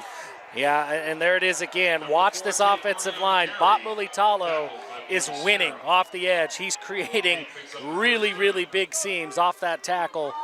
Davis is going to have to adjust because that's been there a couple of times already this half. Speaking of Bot, a young man who played D-line a majority of his career this year, moved to the offensive line, and he's been fantastic when he's been healthy for Lone Peak. First down, staying on the ground. Here's Tahi running right through the teeth, picking up about 3. And that's where I think Davis has done really, really well, is up the middle. They've done a pretty good job. Lone Peak has had some success. They're able to pick up a couple of yards seemingly every time they go to it. But Davis has held up really well up the middle. It's been that stuff on the edge that has been tough. 2-by-2 formation here as we approach the 10-minute mark. Tahi trying to stretch outside and hit there by Itai Howe. He'll pick up 4. And on the other side, we talk about Bot Mulitalo, but the right side's pretty darn good too with Tipa Galliai. He's also a college player in his own right. He'll end up playing his ball in your neck of the woods. He's going to the Big Sky. Tipa Galliai, I think he's going to the Big Sky. You know which one? He could still change his mind. Give me a minute. All right, we've got a minute here. 3rd and 3 for Lone Peak. Oh, open over the middle as Davis brought pressure, bouncing off of it. How about that? Herget with the physicality after the reception has the first down. Yeah, great read by Kepa. Quick decision by Kepa to find Herget wide open on that hot route. He moves the chains. You're speaking of Big Sky. Kepa was also committed to Big Sky. I think that's still his firm commitment. There. Yeah, Idaho State. Yep. First down here. Kepa will hand off. Here's Barney through the line of scrimmage. That big bruising run, able to pick up 7 yards on that carry. Make it 9. My apologies.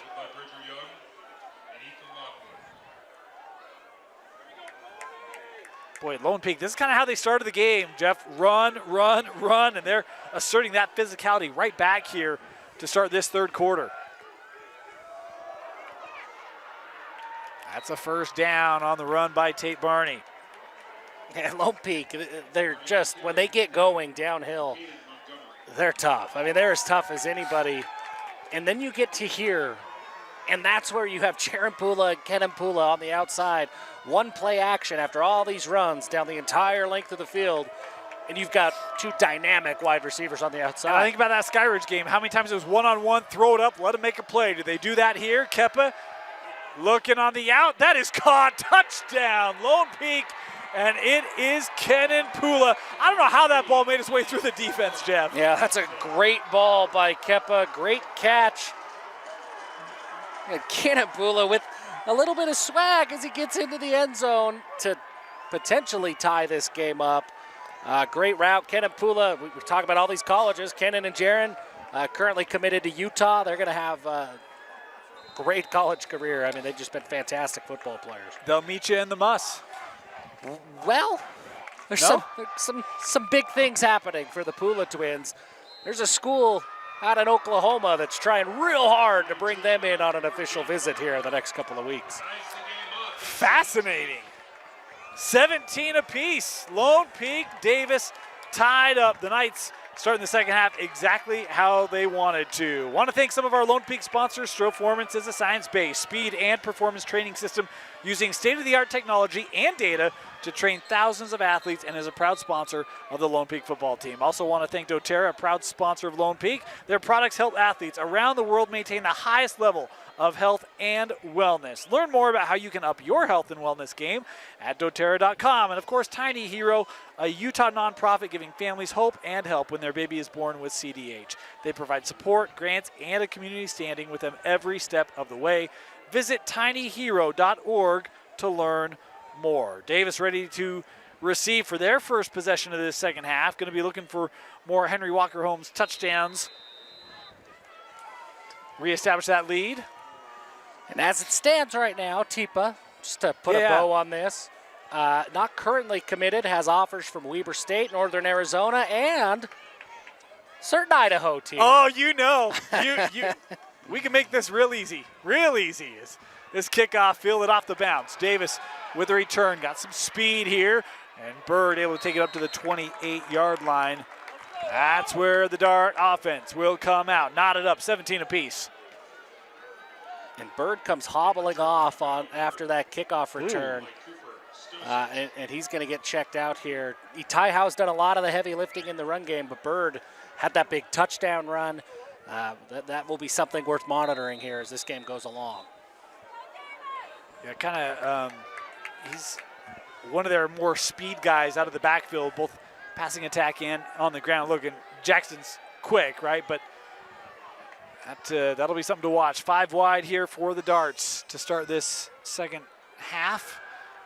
And looking over the middle, Morrison with the catch. Morrison turns upfield, getting to the 43-yard line. First down. That's just what this Davis offense does. And Morrison is able to get just enough space. Bessinger puts it right where it needs to be. And just like we were in the first half, feels like we're just right back on the ball. We're moving quick. Bessinger under pressure, gonna run here again. And we'll just throw that away. Had a couple of guys there. Had Bodie as well as Coleman. Couldn't connect with either of them, incomplete. And that's one of the most underrated elements of Bessinger's game. Look, that goes down as an incompletion in the scorebook, but his ability to feel that pressure and get out of the pocket and make that an incompletion instead of a sack and a loss of 8, that's a huge play in a game like this. And Bessinger does that all the time. You don't think of him as this mobile guy, but he's really shifty in the pocket. You don't think of because he doesn't run a lot, but he can extend plays and allow guys to get open, and that's his athleticism on display. Is second down. He's going to look deep for Bodie, and Sparrow makes the catch! Oh my goodness, Bodie Sparrow going up and over the defense. What a play by Bodie Sparrow. He goes up over the top of the defender. That's a true moss right there. He comes down. It looks like he's maybe cramping up after that play. Those muscles deserve a break after an athletic catch like that. Yeah, boy, that's one where, man, Bodie Sparrow. I thought it was just going to be, hey, play it to incomplete. Bodie's never going to give up on a play. What a catch by Bodie Sparrow. That's a huge play. Trying to do everything he can to get Davis back to their first semifinal. You know the last time Davis was in a semi? 2009. Look at someone did their homework. Someone did some prep today. How about that? After all season long, playoff Jeff is here. I am ready to go.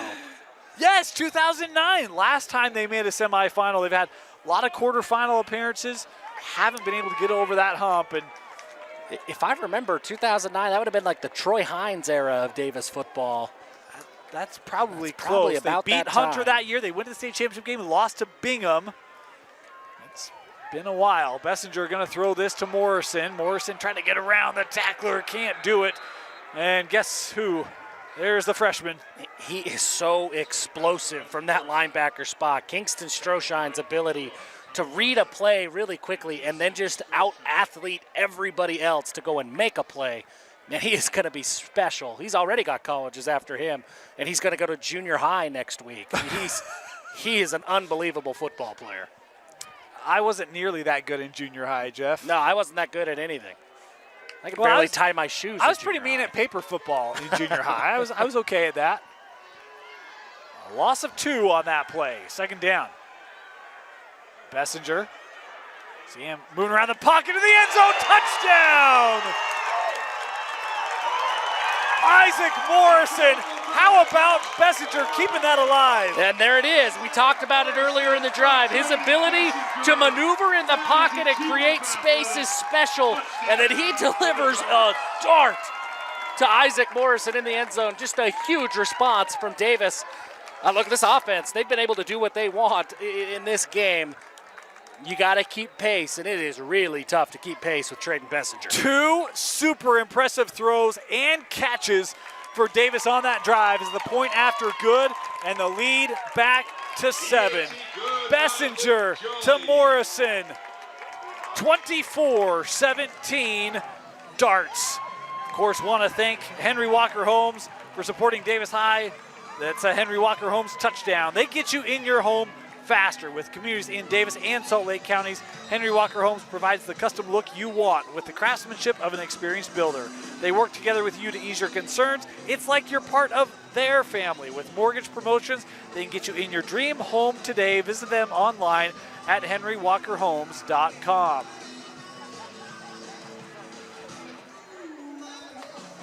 Can Davis convert? They've had a couple of turnover opportunities. Yeah. Right? If you're looking at an outlet like Pro Football Focus, they'd call them turnover-worthy plays. There have been a couple of turnover-worthy plays from this Lone Peak offense that have not registered as turnovers. Can Davis force another one of those and find a way to convert? Because if not, it seems like Lone Peak offensively has been able to do pretty well what they want. Yeah, you touched a sore spot there, Jeff, is off the return lookout. Big lane. He's had good returns today. It's Hergen across midfield, and special teams for Lone Peak, Jeff, making their impact in this one. Yeah, special teams, this kickoff return team making a case for, hey, just kick it in the end zone every time because we're going to try to take it to the house. We've seen this Lone Peak return team make huge plays all season long, and it feels like they have lived right here at this 45-yard line. They've had great field position all night. Enjoy the game with peace of mind. Your home is protected 24/7 with Safe Streets. Smart Security, serving 46 states with the country's top 5-star rating. 150,000 5-star reviews in 3 years. You want home automation? Leave it to the nation's best. At Safe Streets, visit safestreets.com.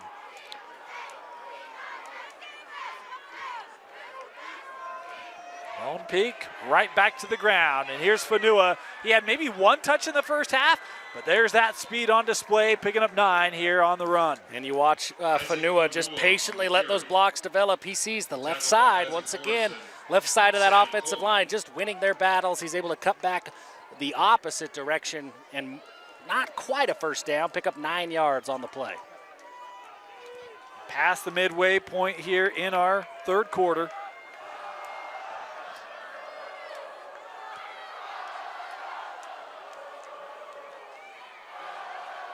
Kepa gonna go deep for Jared to the end zone, and it's incomplete.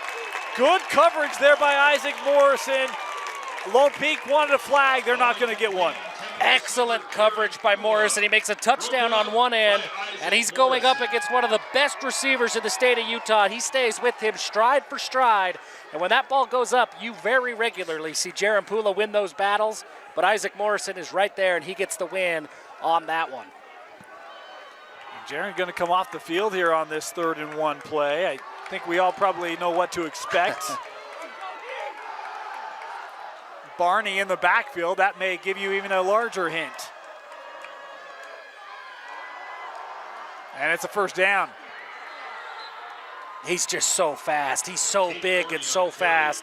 When number 4 gets the ball, he doesn't need a ton of space, especially in those short yardage situations. He just goes so hard into the line. He'll just barrel forward for a first down. When he's able to get that little crease, it's 6.5 yards a carry this season. We mentioned we stream all games for both these two programs. We saw Barney early in the year, and you fall in love with the way he plays, and he's demoed that here tonight. As there's another chunk, 9 yards there on that carry. And it continues to be the left side of the offensive line that is just winning battles. They are creating huge gaps for these running backs to find. Lone Peak quickly to the line of scrimmage.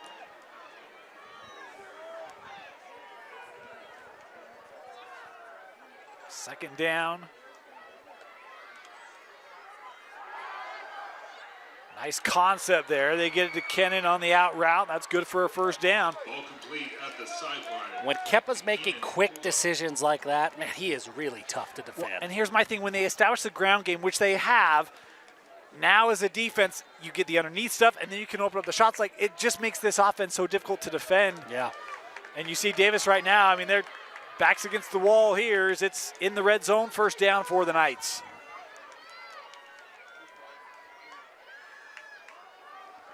Play action. Kepa gonna keep it. Flag in on the play. Kepa to the goal line, stretches, and they say down at the 1, but I don't know that that's gonna stand. Yeah, I think this one's coming back. Looked like there was a hold. One of the interior Lone Peak offensive linemen just had the jersey of a Davis defender. This one will come back. We talk about this Lone Peak team. You know, this is kind of crazy when you look at Lone Peak's playoffs. If you go back to 2018, there's only 1 year that they have not played Corner Canyon in the playoffs. Wow. Only once. I mean, that's a lot. Pretty crazy. That's and a most lot of of those are corner. semis and championship games, by the way. It is a lot of corner. First down, first and 20. As they'll run, Barney. Davis there defensively is, I think it was Sidaway getting in there on the tackle. Yeah, I think that was number 24, Paxton Sidaway gets in. Really good pressure by that Davis defense on that play. This run game has been, I mean, it's been dominant for Lone Peak here in the second half, but they won that rep.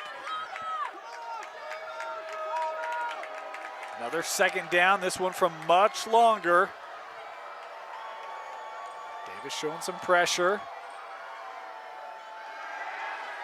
Ooh, I thought he might look for Pula. Instead, he goes underneath. That caught, made back all the penalty yards and more.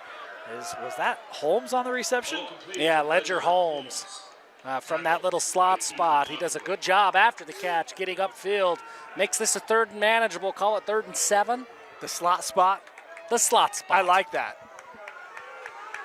That was an accident. Well, but it worked out. I'm not going to lie, Jeff. You could make something with that. We've got the slot spot and the touchdown space. Things are good. 3rd down and 7 here for Lone Peak, trying to match Davis drives.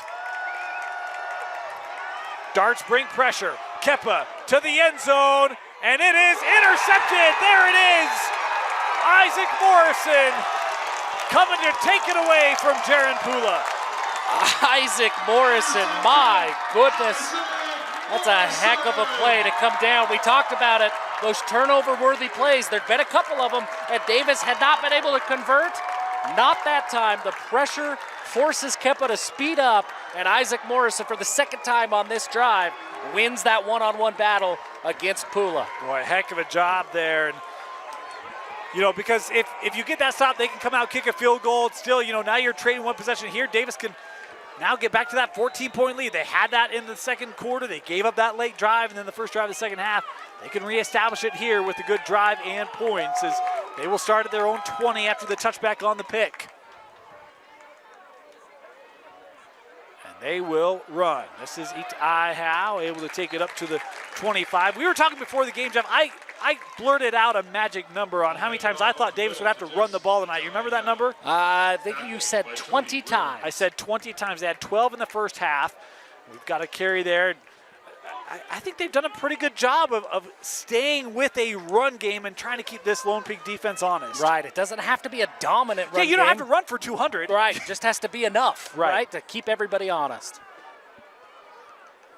Second down, about 4 to go as Itahau gets the carry again. And boy, that Lone Peak defense all over that run. Not much room there for Jackson.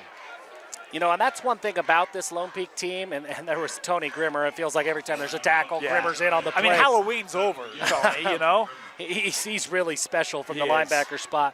Lone Peak's been in a situation like this before. We've seen that defense come up with game-changing plays. They're not shaken. They're not worried. They're down 1 score.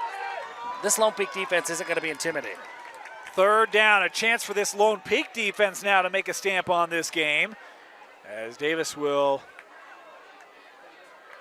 reset here. Sparrow in motion. They'll throw out. This is Itahau, and boy, Lone Peak just had that so well played. Just not a lot of room to go there for Jackson. Yeah, just a great job. And there's our guy once again, Kingston Stroshine, in on the play. And he forces a 4th down, and the Davis punt team will come onto the field. You don't see a whole lot of this Davis punt team. That is the first stop today for this Lone Peak defense, and they needed it. They got it. Yeah, that's a huge stop.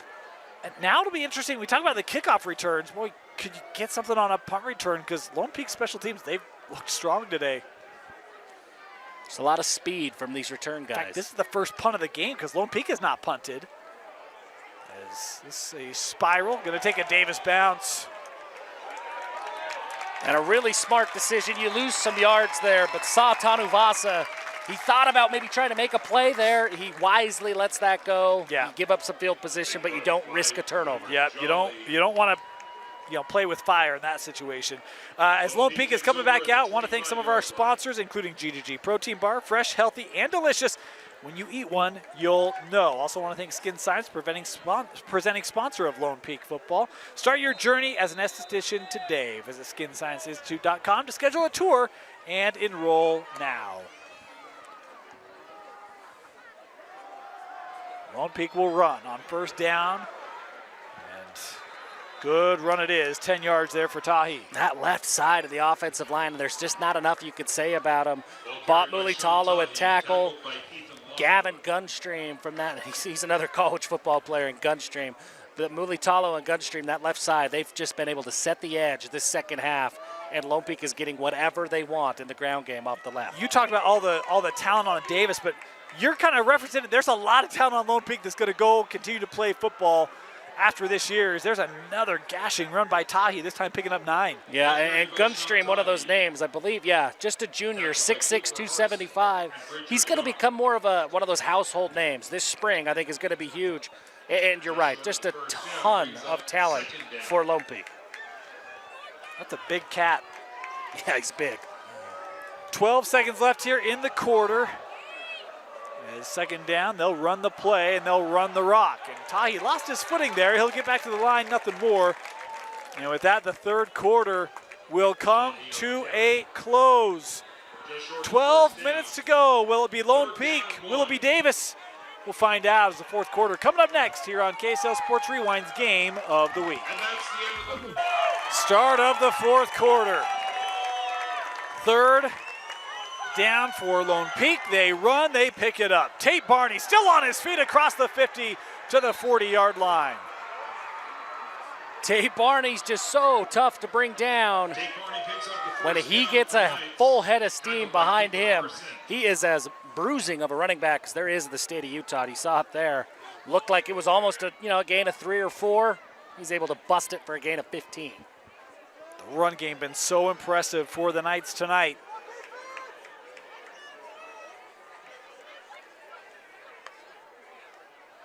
Kepa to throw on first down.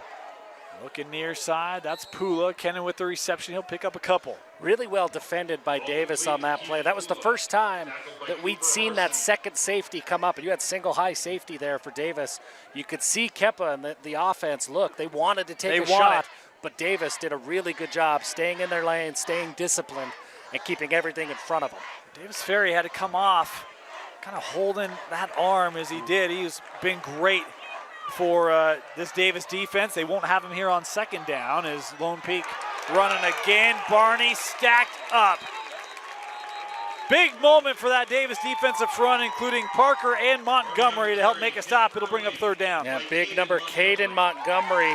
Number 9, he's got the long hair. We didn't get to see him when we were here at Davis earlier in the year. He's a difference maker. Coach Peary, before the game, talked about how excited he was to have him back on the defensive line. Comes up with a big play there. We just got updated stats through the third from the Pettingills. Again, thank you so much. Lone Peak has ran for 267 yards. Goodness.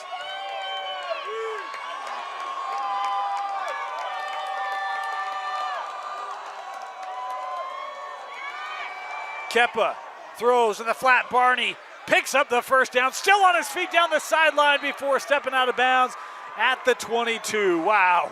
Number 4, man, he just does not go down. 6'1", 210 pounds, and he just goes like he is shot out of a cannon every time he touches the ball. Boy, and I mean, we talk about, Jackson Itaiahau, who loves to deliver hits, play through contact. There's your version for Lone Peak and Tate Barney, because would not give up on that play.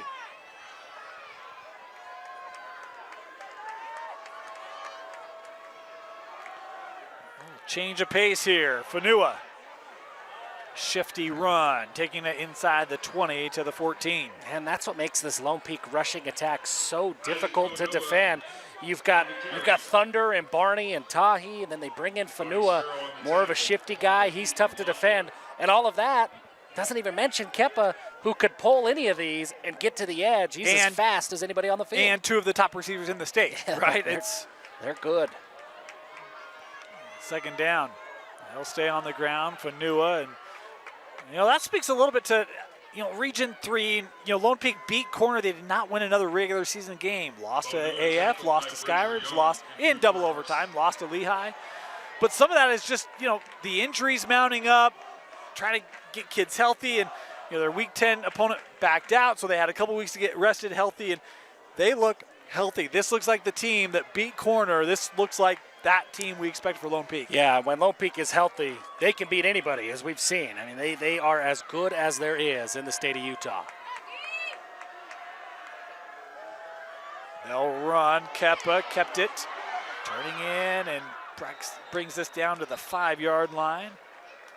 And there it is, right? At any play, you think you finally have this rushing attack bottled up because you've slowed down a running back on a play. That's when Kepa could pull it, and he's as tough as any of them as there is to bring down. Second down here coming up for the Knights. As that rotation in the backfield continues on, Barney in the backfield here for this second down play. But they stay on the ground. Yes, they do. Barney to the end zone. Touchdown, Lone Peak. And a good job. Once again, it's the left side of the offensive line. Lone Peak brought in a heavy package, brought in tight end Cameron Ray to assist Gunstream and Mulitalo on the left side. And yeah, they've been so good already on the left side. And then you bring in extra help. Tate Barney could have walked into the end zone. So Lone Peak able to cap off that drive, and a PAT away from tying it back up.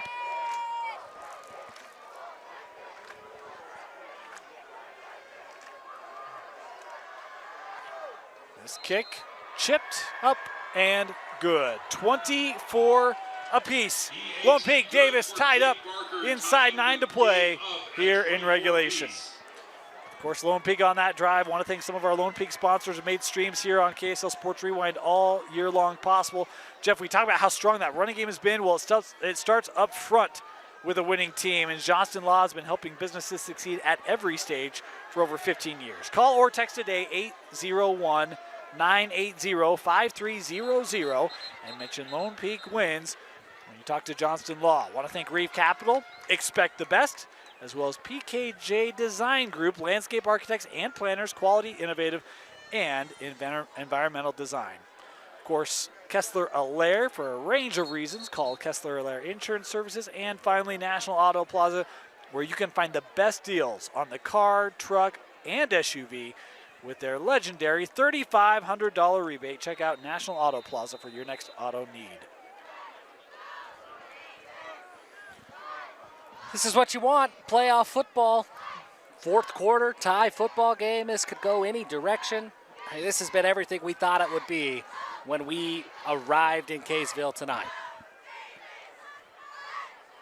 Kicked off. Davis can get a return. No, that just crosses the end zone, so there will be no return here for the Darts. And of course, while the Dart offense comes out, want to thank Black Flag. It can be grueling to do the same work over and over, let alone fitting in your workout with all your other responsibilities. Black Flag Gym in Kaysville offers different programs like Open Gym, XFit Pivot to keep your workouts fresh and keep pushing you to new limits. They even offer daycare for those busy taking care of kids. Visit them at 457 West Deseret Drive or online at blkflg.com/gym to get your first month for just $1.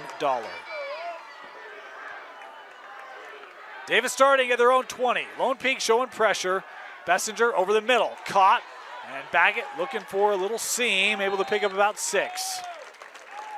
Baggett has been really good tonight. Number one, he maybe doesn't command the headlines that some of these Davis wide receivers do, but Tyson Baggett is a crucial part of this offense. And it's because of plays like that where he's able to just keep everybody ahead of the chains, keep this Davis offense on pace. Feels kind of surprising. We really haven't had a lot of deep looks tonight. The one was Sparrow. That was probably the longest of the game, was 35 yards, but everything else has been kind of short and intermediate as the penalty flag coming in here. And the back judge here calling delay a game. The clock say 25. It must have reset when it hit 0.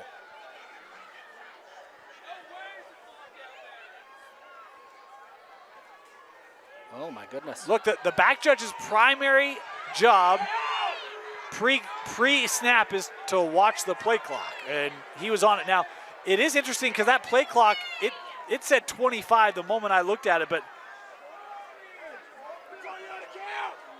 it is a penalty. Delay of game will back Davis up here. 2nd and 8.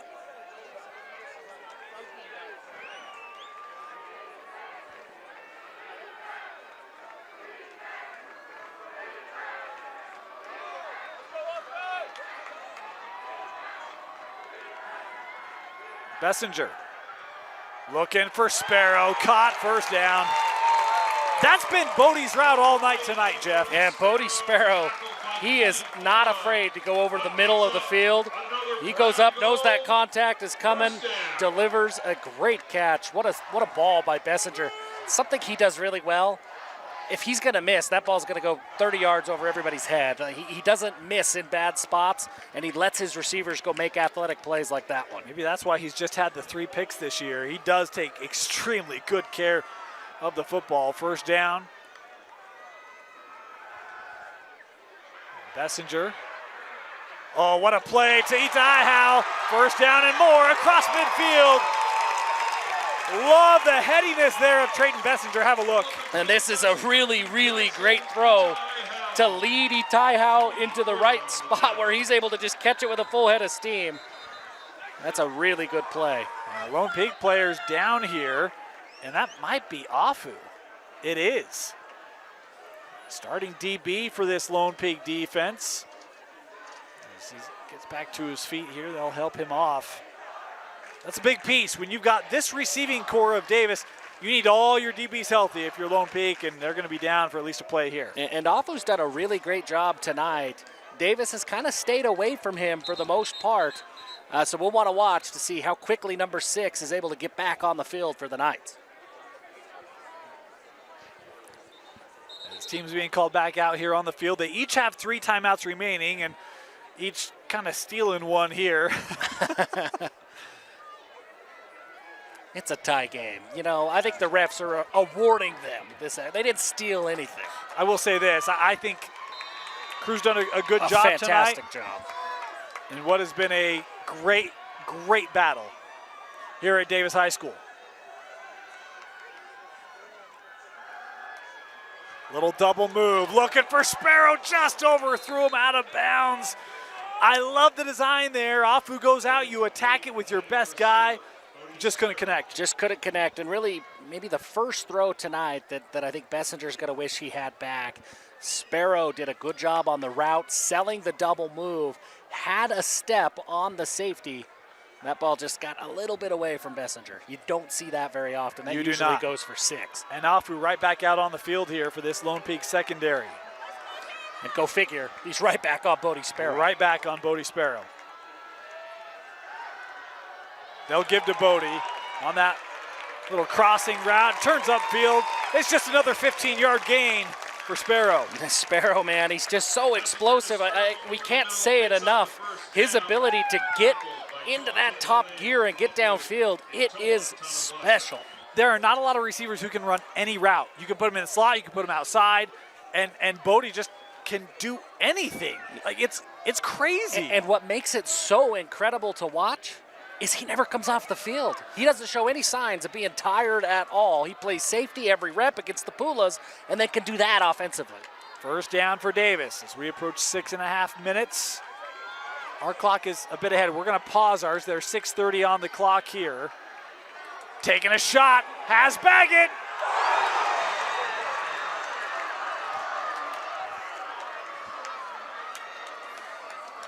That's a really good ball by Bessinger. That's a ball that Baggett is going to want to have back. Great read before the snap to sense that pressure, call the hot route, and Bessinger puts it right where it needs to be, but as it is, it's 2nd down and 10. Sigh of relief from the Lone Peak fans and a sigh of unbelief from the Davis fans. That's one Morrison usually brings in. 2nd down.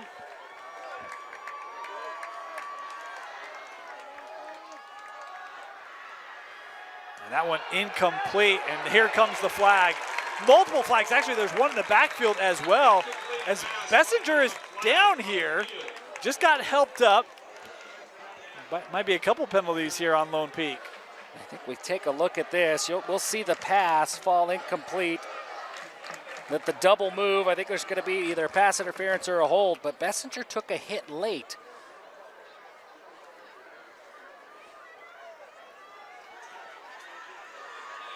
So pass interference on Lone Peak. And then there's the roughing, the passer penalty.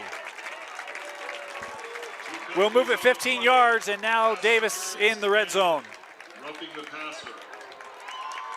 And we saw him hop off the field, Makayo Bird. Haven't seen him get back onto the field. This is a spot on the field where he is very important for this Davis offense. Expect to see Ty Howe kind of step into that role, but we'll see how Davis plays it.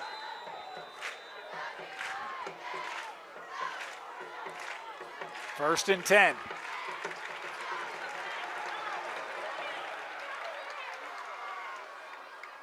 They'll hand off. Jackson, boy, look at that. Look at that. Just horizontal, those jab steps. My goodness. It's a lot of work for 2 yards. You don't normally get audible oohs from the crowd on a gain of 1, but you saw some of that shiftiness from Ty Howe on display there. Approaching the midway point in this 4th quarter, and now your possession's becoming priceless for both these two teams. Baggett in the backfield with Ty Howe.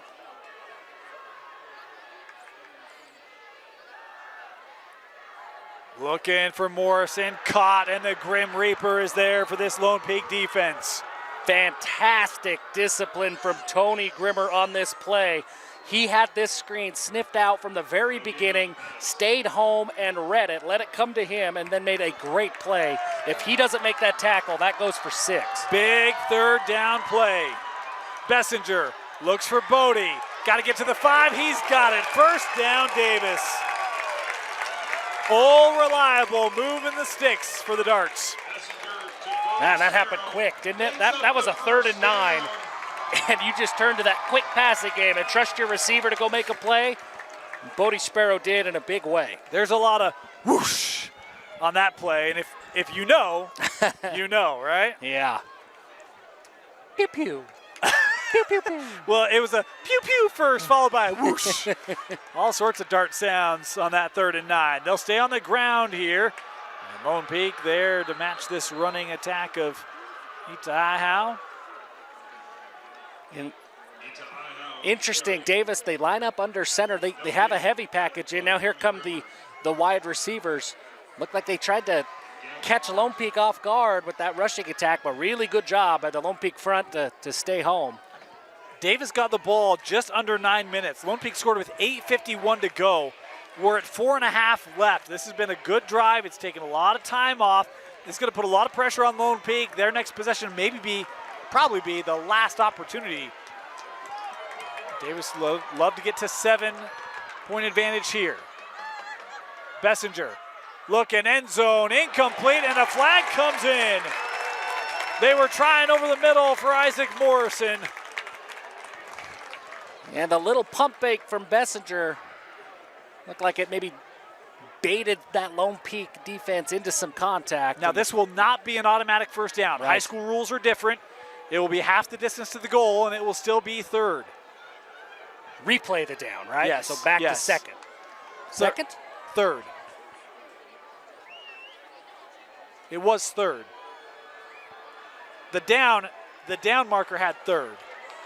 I think that was second down. Well, I thought he indicated third as well. Now I think the down marker is asking for clarification. Down marker, it's first down. So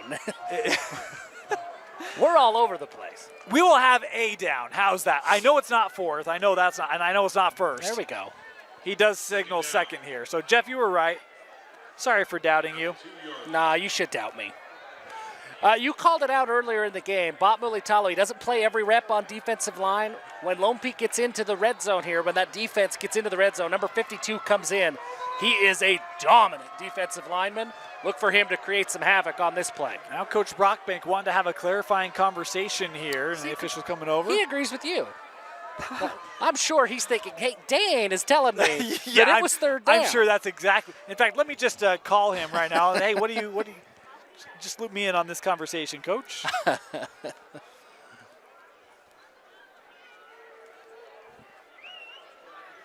Appears though the officials are content.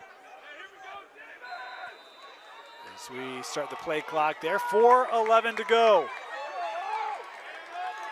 Where do you look here, Jeff?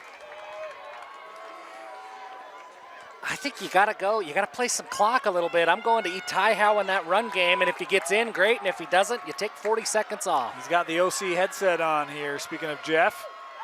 That's exactly what they do. Itai Howe turning upfield. Touchdown, Davis. That's a huge play by Jackson Itai Howe, but that credit goes to the Davis offensive line. They bring in their big, heavy package. We talk about Bob Mulitalo and bringing him in, but right there, it was Davis getting the best of Mulitalo in that Lone Peak defensive front that is so big and so good. Really, really well blocked, and Itai Howe does a great job staying patient, let those blocks develop, and barrel into the end zone. To go up by 7. Good pursuit, doesn't matter, it is good. 31-24, the Darts, 4:06 away from advancing to their first semifinal since '09. Jeff, I love you call it the O-line there because, look, we talk about Davis has ran the football, but they have not ran it with a ton of yardage success. And on that play, you're second down from the 3-4, and your O-line wins against Bob Mulitalo and others. That's a huge play by the group up front in order to allow Davis to retake the lead. Yeah, and that's a big confidence builder for that offensive line. Now you hope that the Davis defense, if you're that offensive line, you're hoping that your defense gets a stop, but if they don't and you got to come back in a hurry-up situation, you take that play if you're an offensive lineman and you say, hey, no, we are capable of doing whatever we need to do. That's a huge moment for the Davis OL. And here's a moment that might have the home side holding their breath a little bit. Yes. We've seen big returns from Lone Peak. I don't know. I'm maybe I just kick this out of bounds and give it to him at the 35. I don't know. I think Coach Peary is going to his kicker and saying, hey, you just got to cross the goal line, whatever it takes.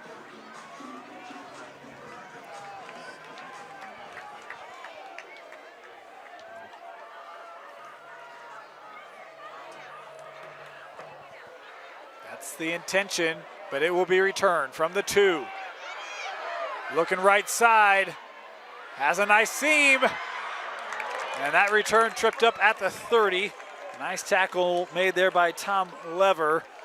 And Lone Peak come back out on offense. That's a big tackle by Lever.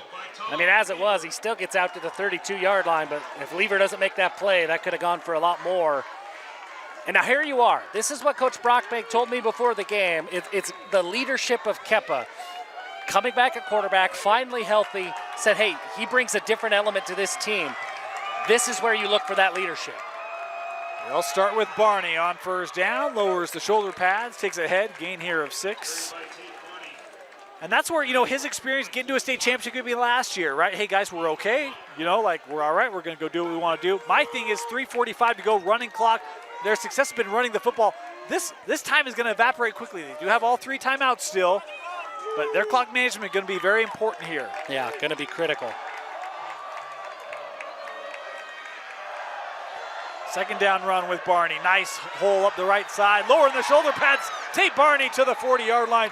A chunk run from the Barnman. Oh, Tate Barney looking like Cam Scataboo out there. He just lowers his shoulders, invites the contact, bounces off of everybody. And now, all of a sudden, run game, running clock, who cares? When you got Tate Barney, you cruise right down the field. Yes, you do. That big offensive line having success here for Lone Peak. They'll go back to Tate. Tate, he's got a first down. He's taking on contact to the 24. Move the sticks again. I mean, you just have to tip your cap to the way that the Lone Peak offensive line is just winning at the line of scrimmage. They are creating huge holes for Barney to run through. You can't bring more guys in the box. Yeah, this is tough.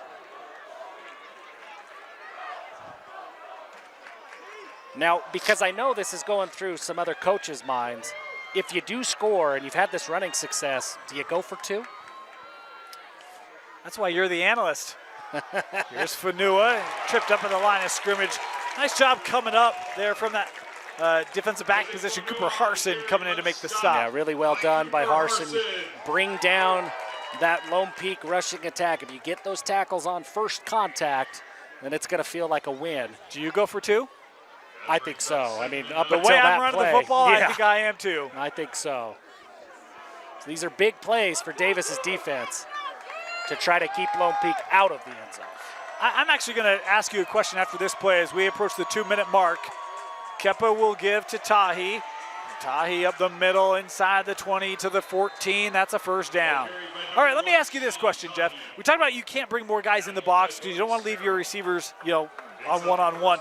Do you say, yeah, that's exactly what I'm going to do because if they beat me over the top, then I at least have time offensively, and the DBs really have had good coverage today. Do you say, hey, I'm going to go one-on-one and try to commit to stopping the run game? I think you'd be really tempted, and now as the field starts to shrink, I think you absolutely do, and leave your corners maybe with one single high safety, but leave them in some one-on-ones and make Lone Peak win through the air. That's what they're doing here. It will be Barney trying to get outside, now turning inside. He'll still pick up 6 yards. My goodness. As we're down to 1:15. The play calling tells me that Coach Brockbank is thinking the same thing, that if we get into the end zone, let's just try to end it. Let's see. I don't know if I can do this or not.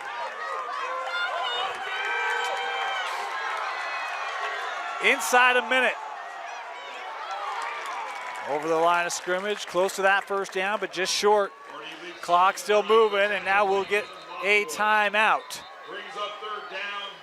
It is a Lone Peak timeout, but because we haven't talked much about First Command, I want to remind you Davis timeouts are brought to you by First Command. They're committed to making sure those who have sacrificed for our country are taken care of. Their customized planning will help you meet your financial needs while saving for the future and protecting against the unknowns. They can meet with you in person or virtually. Visit them online at firstcommand.org to set up your appointment with one of their 9 agents today. I also want to thank Oak Lane Advisors. We'll award our Davis Player of the Game after the game. Thanks to Oak Lane Advisors, they help people grow and protect their financial assets based on a client's goals, risk appetite, and other factors, and customize portfolio strategies for continuing success. With They've got a proven process and a team of knowledgeable professionals to ensure desired balance. Thanks to Oak Lane Advisors for sponsoring Davis football on KSLSports.com. 3rd and 2 here for Lone Peak. They'll put 49? I don't know. I'm trying to read sign language. I'm not very good at it, Jeff. Yeah, neither am I. 49. 49. You're better at it than you think you are. That's a nice jog down for that back jog. He's got to go from the 50 to the back of the end zone. 3rd and 2. Davis trying to make some noise for their defense. It's Barney. Barney with a stiff arm and gets to the 5. He might have it. I think they marked him short. They're gonna. Sparrow made the tackle. Brings up 4th down. Are they gonna measure? No. They are not, and they do say Lone Peak took their second time out. So that stick, we're on a tough angle here to see. I mean, it looks like there's a full yard between where that ball is spotted and where the first down marker is. That's a big play by Bodie Sparrow from his safety spot to get up to the line of scrimmage and bring down Barney. That's not an easy task for a safety. Not an easy task. All right, where do you run it here if you're Lone Peak? They just tried the left side. Davis was ready. I'm going right back to it. This second half, Gavin Gunstream and Batmuli Talo have been dominant. For 1 yard, I'm going to ignore that 3rd down play, and I'm going to trust my guys, and I'm going to trust Tate Barney to get that 1 yard and keep this game going for Lone Peak. This is a video game play. I'd be really tempted to run a bootleg and have Pula just on a little route to the end Little zone. play action. I'd be really tempted to try that. It's a safe play call because you got Kepa as well. You got Kepa. That he can make a play and you happen. know they're going to be committed to that left side, right? Yeah. It's easy to do when you can turn the game off if it doesn't work. When you just hit pause and 4th and 1 here for Lone Peak. A trip to the semifinals on the line for these two teams. Kepa will run it, has the first down, takes it to the 2-yard line. That's a huge play. They keep Lone Peak out of the end zone. That clock will start. Well, it will not. Lone Peak will take their last time out. Now it gets interesting. Now it gets interesting. Now, if you don't get that yard.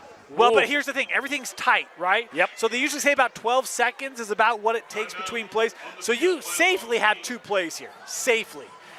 But maybe you say, hey, we're going to run it on 1st down. We do a play action on a 2nd down. That would stop the clock and still give you 2 more attempts. Yep. What do you think? You don't like that? I don't know. It's tough for me in this situation because you see so many games, especially here at the high school level. Like, look, you're not getting as many reps as you do at college or the NFL. And Sundays, everything makes perfect sense. You can run, get back on the ball, 12 seconds. Yeah, that's a lot of execution at the high school level. I'd be really tempted to say, hey, the best guy that I've got on my team has been Jaron Pula all season long. Let's give him 3 shots. Okay, let me counter that. Through 3 quarters, Jaron Pula has 2 catches for 15 yards. He's been bottled up. But what do they say about big-time players in big-time moments? They say something. They say something. 1st and goal here for Lone Peak.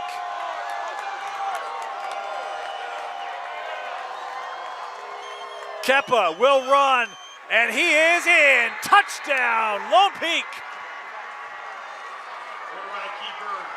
Great job by Kepa to get in the end zone, and here it is, Dane. 30 seconds left on the clock. What does Coach Brockbank do? I think he's keeping the offense on the field. Oh, I don't know here, Jeff. A late call. I thought he was going to as well, but I think half the offense thought he was going to as well. He will send out the kicker. Right now, Moose Bingham's like, why would there be a question on this? Both kickers have looked good today. Jake Barker, point after try. It is up. It is true. 31 apiece. 30 seconds left. Game is tied Wow. 1-1 with just 30 seconds I mean, remaining. I'm super impressed with the, I don't know what you call it, the confidence of Coach Brockbank and that coaching staff. 4 minutes, they got to go, basically the length of the field. I think they started about the 31. And they did not veer from what they are and what has worked in this game. They didn't get panicked because of the clock. They didn't try to do something that hasn't worked. They stayed with the ground game and trusted that they would execute in the right moments. And that's exactly what Lone Peak did. Really impressive drive. Really impressive drive. And for me, it was one where it was like, do they have enough time to run the football 70 yards? Right. And they did. And look, I mean, Tate Barney, a couple chunks in there, right? 15, 20 yarders, that certainly helps. But they cap it off at the goal line. And, oh, man, what a game. We knew this would be. Other outlets wanted to do this game. Want to thank Davis for letting us come. Great partners. We love our partnership with Davis. And it's been a heck of a battle here tonight. Both these two teams really left it all out there. Lone Peak to kick off. This can be returned. Nope, it cannot. I'm not going to lie. Off the foot, I did not think that had the distance, Jeff. I didn't either. That ball just kept carrying. Now, it's tough. It's risky, but you do have 3 timeouts if you're Davis, and you have a quarterback who's taken thousands of reps in this offense. Do you try? They've got 3 timeouts. I'm probably looking for like that little Bodie Sparrow deep dig route, right? That's been a good 12, 15 yarder. And if you can get something like that that opens up, now, yeah, you betcha, right? But if it doesn't work, okay, they don't have timeouts, maybe run it, take it OT. I don't know. It's a great question. Here's a move by Lone Peak. They bring in Jaron Pula to play safety. He normally doesn't. And Kennan is back there as well playing safety. As that one just thrown away, incomplete. Don't see that very often, that when that play gets extended by Bessinger. Generally, Bodie Sparrow and Bessinger are always on the same page. They were not on that well, play. I think that was more of I don't have anywhere to go. Yeah. Sure. I think that's fair. I mean, I could be wrong. I'll give it to you. I think you were right. I've seen a lot of trading Bessinger, and normally that guy knows exactly what he's doing. So that's why I'm like, we're good. Nita Ihow in the backfield here. And it wouldn't surprise me to just see them run this out. 5 seconds on the play clock. And, oh boy, intercepted. It is Afu who made the read, coming back to pick that off, and Lone Peak now will have it at the 32-yard line. Great read by Afu. He just sits in the zone, reads the eyes of Traden Bessinger. You see number 6 the whole way, locked eyes with Bessinger, and he comes up with the biggest play of his career. Huge interception. 18 seconds left, no timeouts at the 35-yard line. This is tough.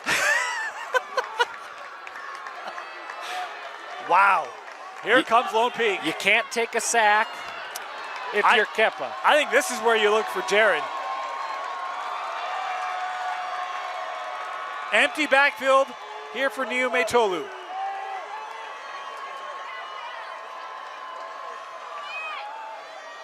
Over the middle, and that is broken up. What a play. Flying in was Cole Clark, the senior linebacker. Cole Clark, he does his best Afu impression, just reads the eyes of Kepa, makes a fantastic play. That's a really athletic linebacker play all the way downfield. I think that's exactly what you do. You do that one more time, the clock stops, you get up, try to spike it, get a field goal in maybe. Yeah, with 14 seconds left, whatever you do, you got to get out of bounds or beyond the change, right, to stop the clock. Yep. Play clock down to 10. 5 wide again. Jaron to the top, Kennan to the bottom. And boy, I don't think they got it off. They did not. Delay a game here on Lone Peak. The entire Davis sideline had their eyes on that play clock. As soon as it hit 0, there were 2,000 people ready to make that call. They were all. If they had flags, you would have seen 2,000 of them out on the field.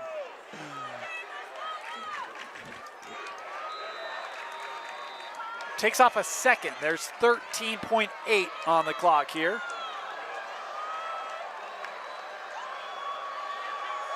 Kepa looking. Jaron with the catch, and he goes down shy of the sticks. That clock's still moving. They stop the clock. They stop the clock. Wow. An inadvertent decision from the press box stopped the clock, and the officials, I think, will come together. No. There is 7 seconds left.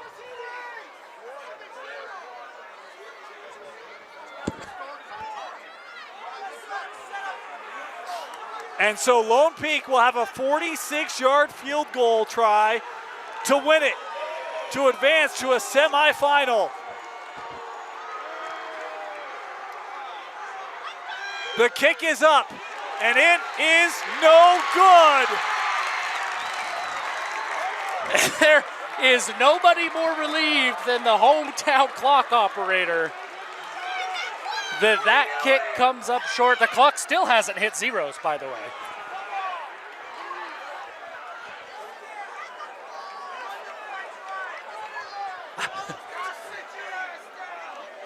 Dave, there's still 7.5 seconds on the clock. There's clearly some sort of malfunction, difficulty, something. So Davis will come out. They'll start at their own 20. That ball across the goal line, so it serves as a touchback.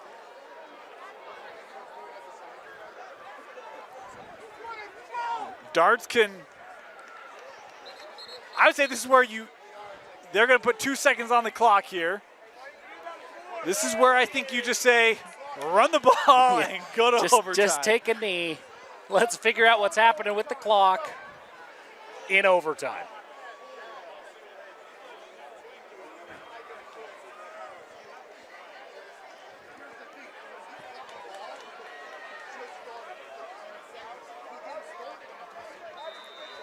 And that looks to be exactly what Davis will do. 48 minutes, not enough. We head to overtime. Davis, Lone Peak, the rights to advance to a semifinal. We will be back after this. With a TabSpend checking account, you earn big rewards. It's hard to not make a scene. Cash your card. Oh, my card's right here. That's a big card. You should see how much it's earned me. Sorry, Grandma. TabSpend isn't just another checking account. It's packed with benefits. How do I get one? Just scan this QR code or go to tabbank.com. It's all online and super easy to get started. Welcome back as we head to overtime here in the 6A quarterfinal. Lone Peak, Davis, as you see teams out on the field for this ever important coin flip to determine who will get the ball first, who will get it second. Oh man, what a game, Jeff. What a game. We've had a little bit of everything. You've seen the offense, you've seen the big defensive stops, you've seen the controversy, you've seen it all in this one. Seen it so much, I want to see some more. Friends become enemies. It's been that was a wild end. It was getting a little testy over here very quickly. I was yeah. Well, yeah. Yeah.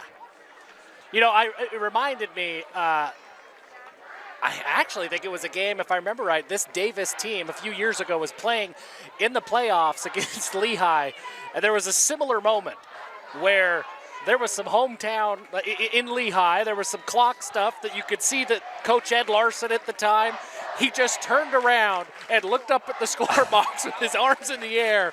Like, what are you doing?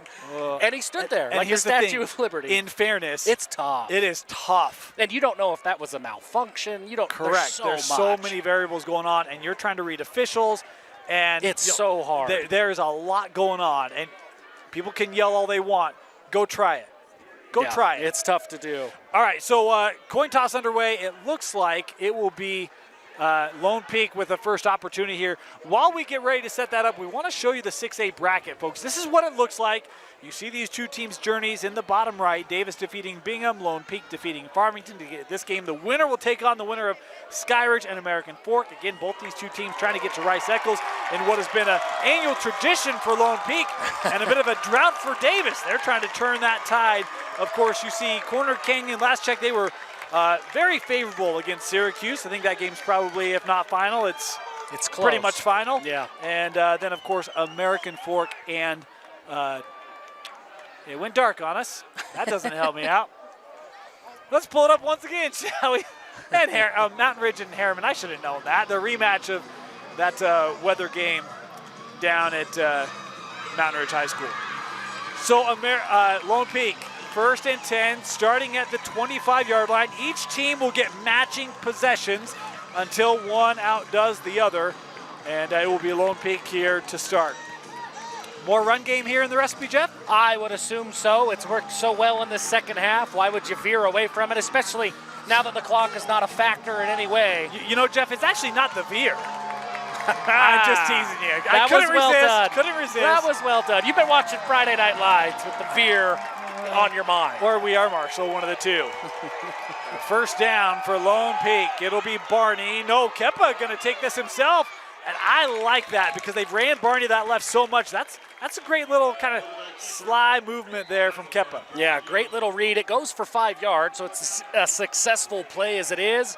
But it also, every other run from the rest of this drive gives that Davis defense just one more thing that they have to think about. Everyone at Davis High School on their feet on the Davis side, and half the Lone Peak fans on their feet on that side. Second down. This time it will be Barney. Looking left through the lane. First down to the 14-yard line.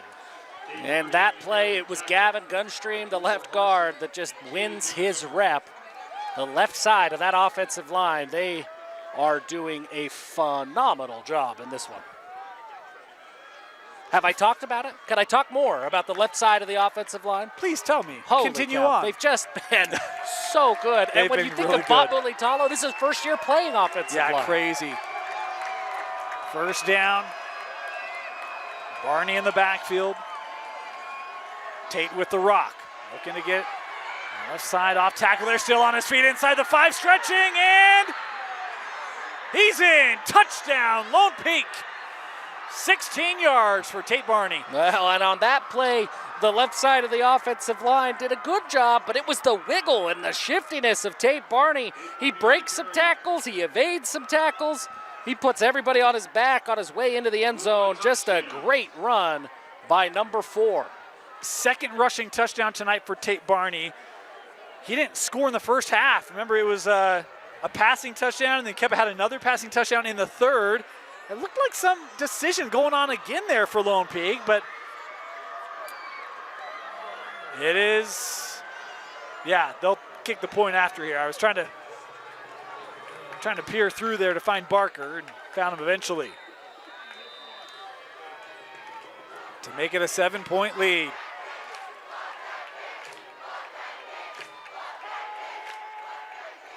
Kick is up, and it is good. 38-31, Lone Peak.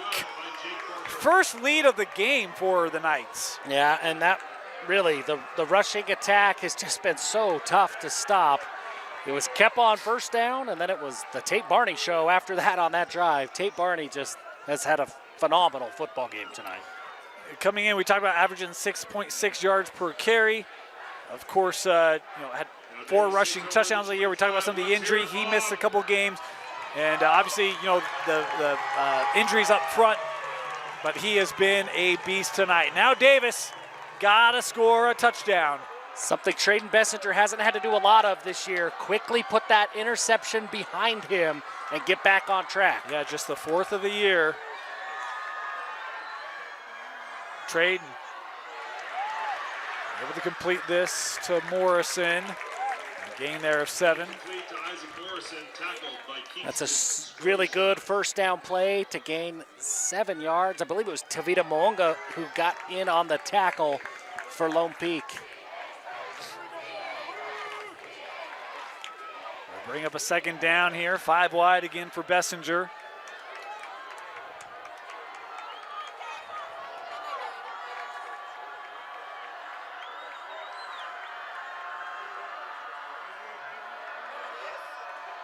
Traden, quick throw, that is caught inside the 10, inside the 5 to the 2-yard line. Was that Johnny Parker? No, it was 18, my bad, it was Sam Coleman.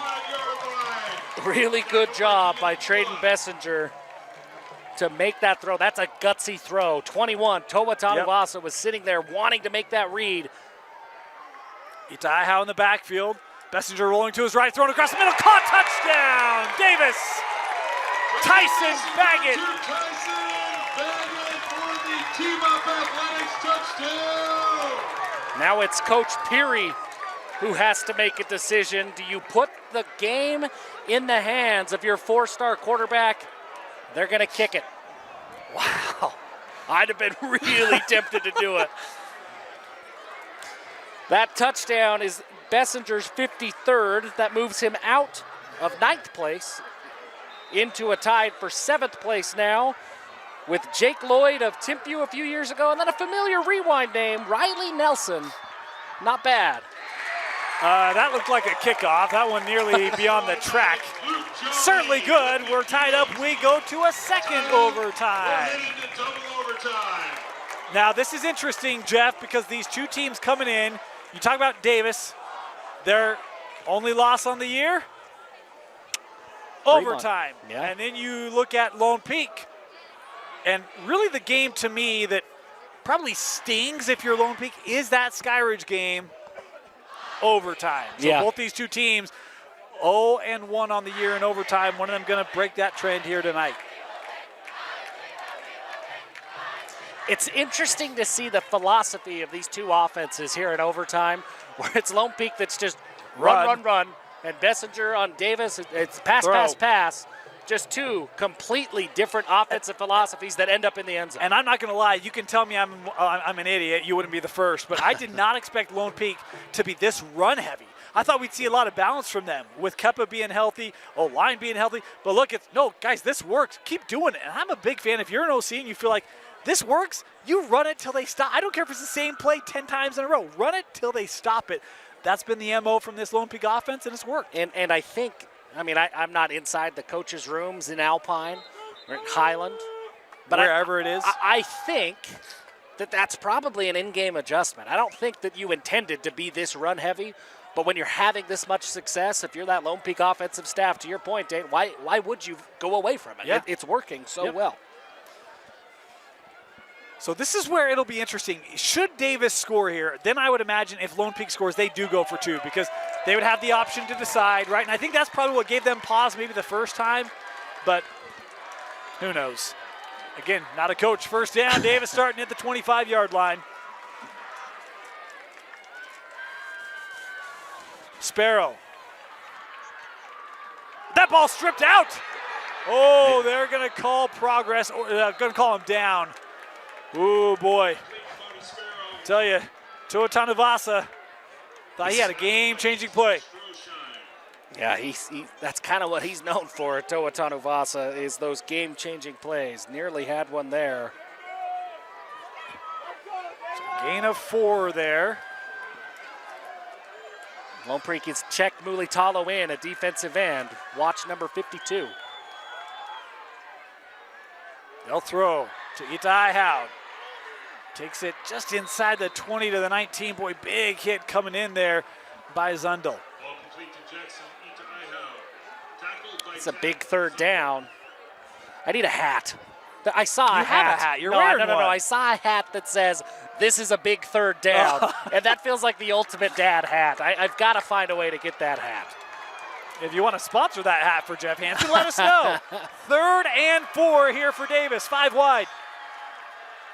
Bodie Sparrow has the first. That's as good as a run play is for Lone Peak, right? Just get it quick out to Bodie Sparrow and just let him run.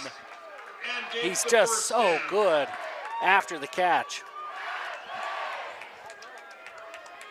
Ball is at the 13-yard line.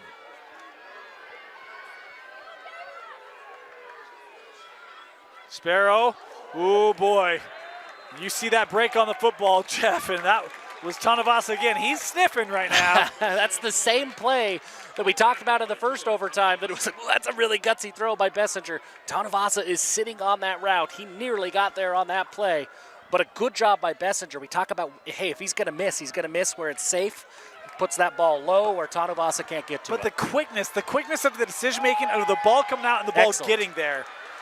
Next level, obviously. Second down. They'll run it. Jackson Itaihow inside the 5, and he has the first. Yes, he does. First and goal for the Darts. You know, without Bird, who left this game earlier with an injury, haven't seen him play again. Itaiho's done a really good job when he's been called on as in that run game. Now, we've seen in the red zone here in this situation, we've seen Davis go under center. I don't think we've seen a lot of that this year, but we've seen it a couple of times tonight, and they let Itaihow try to barrel it into the end zone. I wonder if they go back to that. Yeah, we've seen him roll it out too, but here back in the gun with Itaihow to the right of Bessinger. Everyone kind of standing here for this Lone Peak defense, trying to flow, looking, end zone. Did Bodie get a foot down? No, incomplete. Oh, man. The ref, of course, right on top of that sideline judge. Very quick to say he was out of bounds. He did come down with it. That's a heck of a catch. Unfortunately, a catch out of bounds. At the end of the game, Jeff will be able to pick a player of the game from each team. Jeff, no pressure. Oh, well, you know how I like to pick multiple players. I do. Congratulations to the defense and to the offense of the respective teams. It's going to be great. Second and goal here for the Darts.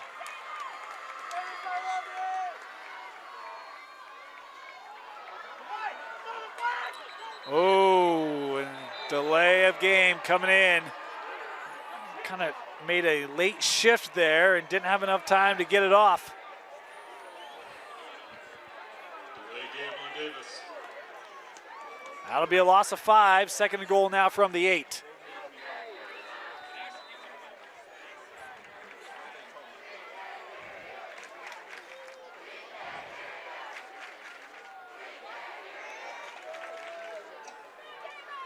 Itaihow in the backfield here. Motion Baggett. Looking for Sparrow. Nice route. He gets back to penalty yards. We'll set up a third and goal here from the 3. That's a really pretty route by Sparrow. That little in and out. And ball just on the inside, a little bit behind Sparrow. He had to come back and get it, slow down his momentum. That's a heck of a play by number 2. Correction, the ball's on the 2.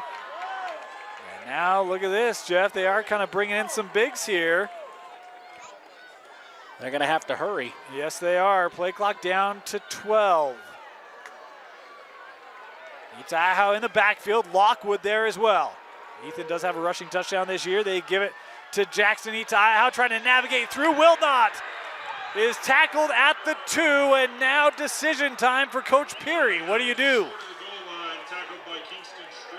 I think you trust your best player. I think you trust Bessinger. That's exactly what he's going to do. Sparrow, Morrison, Baggett, Coleman all coming back on. Fourth and goal for Davis.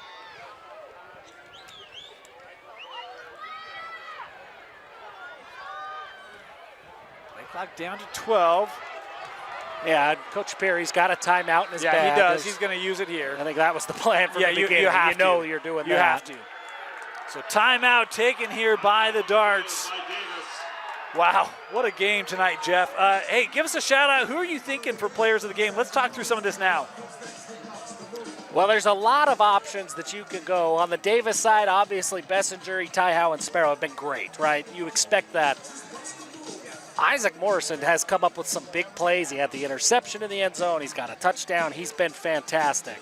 On the flip side, it's hard to look anywhere but Tate Barney, but I would be really tempted to look at the offensive line and say, hey, Bob Mulitalo, Gavin Gunstream, it didn't matter who was at running back, the left side of that Lone Peak offensive line. I might go there as my player of the game. And then Kepa, his leadership, especially here in the second half. A lot of contenders, for sure. I love the decision-making from Kepa tonight. He's been great. I mean, we felt like, could he play a clean, kind of perfect game? The answer is yes. Yeah. And against this Davis team, which look, they get talked about for the offense, but their defense is really good. Like, they are. limited AF to 15. Like, he's had a lot of success. He's played very well, but right now it's about this Davis offense. Can Bessinger give the Darts back the lead? 4th and goal from the 2 here in double overtime. Itaiahau will not get it. And it's the freshman able to come up and make the stop. Kingston Stroshine was there for Lone Peak. What a play by Stroshine. Comes up huge. Lone Peak has got to be careful. Bob Mulitalo's out at midfield. They could pick up a taunting. Obviously, that's a huge moment in this game. They got to be careful not to back up this offense 15 yards. How about the burst there of Stroshine? I mean, he was in the backfield before that ball got to Itaiahau. I mean, the quickness and the read there by the freshman. That's good. why Jeff calls him elite. Yeah, Kingston Stroshine is really good. And any points for Lone Peak wins it. Barney in the backfield, and we'll get Kepa with a carry on first. And picking up 2 yards there. And this is where we'll really find out that Davis defense. They've got to find a way to get a stop here. Yeah, I mean, at this point, you got to sell out, try to strip that football.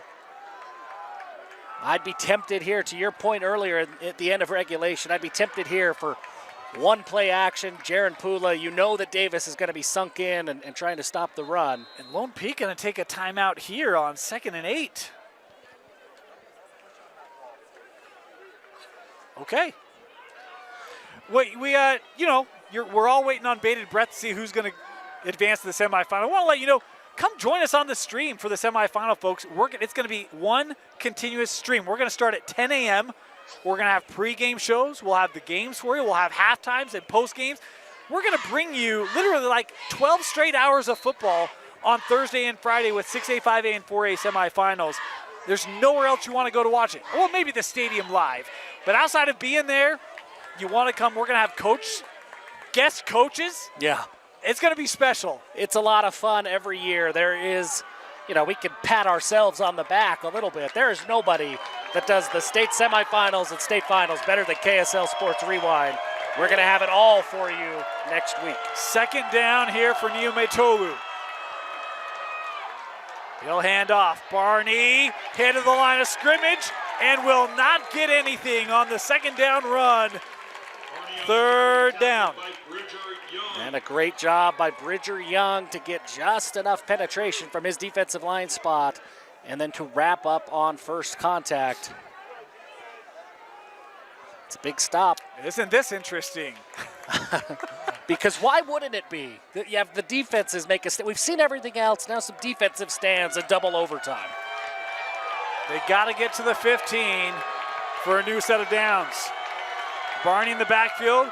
Kepa will give. Barney tripped up behind the line of scrimmage, and that was Cameron Evans, the junior, who was on the ground and got a hand on Barney as Tate will get to the line of scrimmage and nothing else.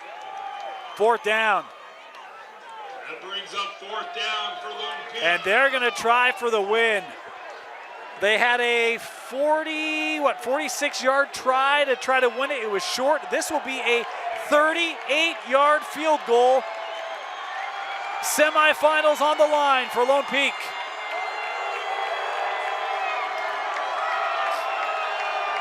Jake Barker to advance the Knights.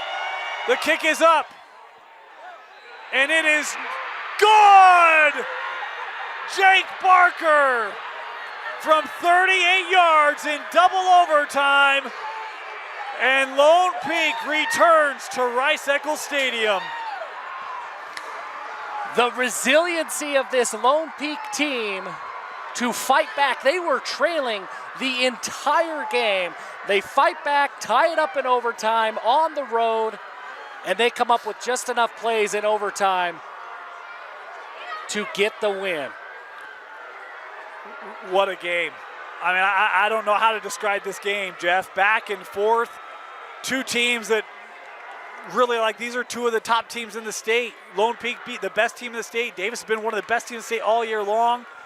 The season has to come to an end for one of them. It takes double overtime, and it comes down to a field goal. Yeah, you have to be impressed with both of these teams. This Davis team has been fantastic all season long. Really, you look at both of these teams, it's gut-wrenching that one of them had to lose. We cannot say enough positive things about this Dart team. With Trayden Bessinger, his entire career has been so much fun for us to watch. This team came together really, really well. It's been a great run for the Darts. Lone Peak lives to see another week. Yep. They're healthy. When they're healthy, they look like they are one of the best teams in the state of Utah. They'll get a chance to prove it. They'd love to get revenge on some of those region teams. They may have an opportunity. Speaking of the Lone Peak Knights, but let's take a minute for Davis. You talk about Trayden Bessinger. He's a senior. Cole Clark's a senior. Isaac Morrison's a senior. Tyson Baggett's a senior. Caden Montgomery. I've just gone through the first 10 numbers, guys. This roster is littered with seniors, guys who have made stamps on this program, their careers, high school careers ending here tonight. But, man, fantastic careers for these young men here at Davis High School. Yeah, just a fantastic season. It's been a joy for us to be here every week with this Davis team. Cannot say enough good things. And it had to end for somebody tonight. It's gut-wrenching every single year. But really, really glad that we got to be a part of this Davis season this year. Your player of the game.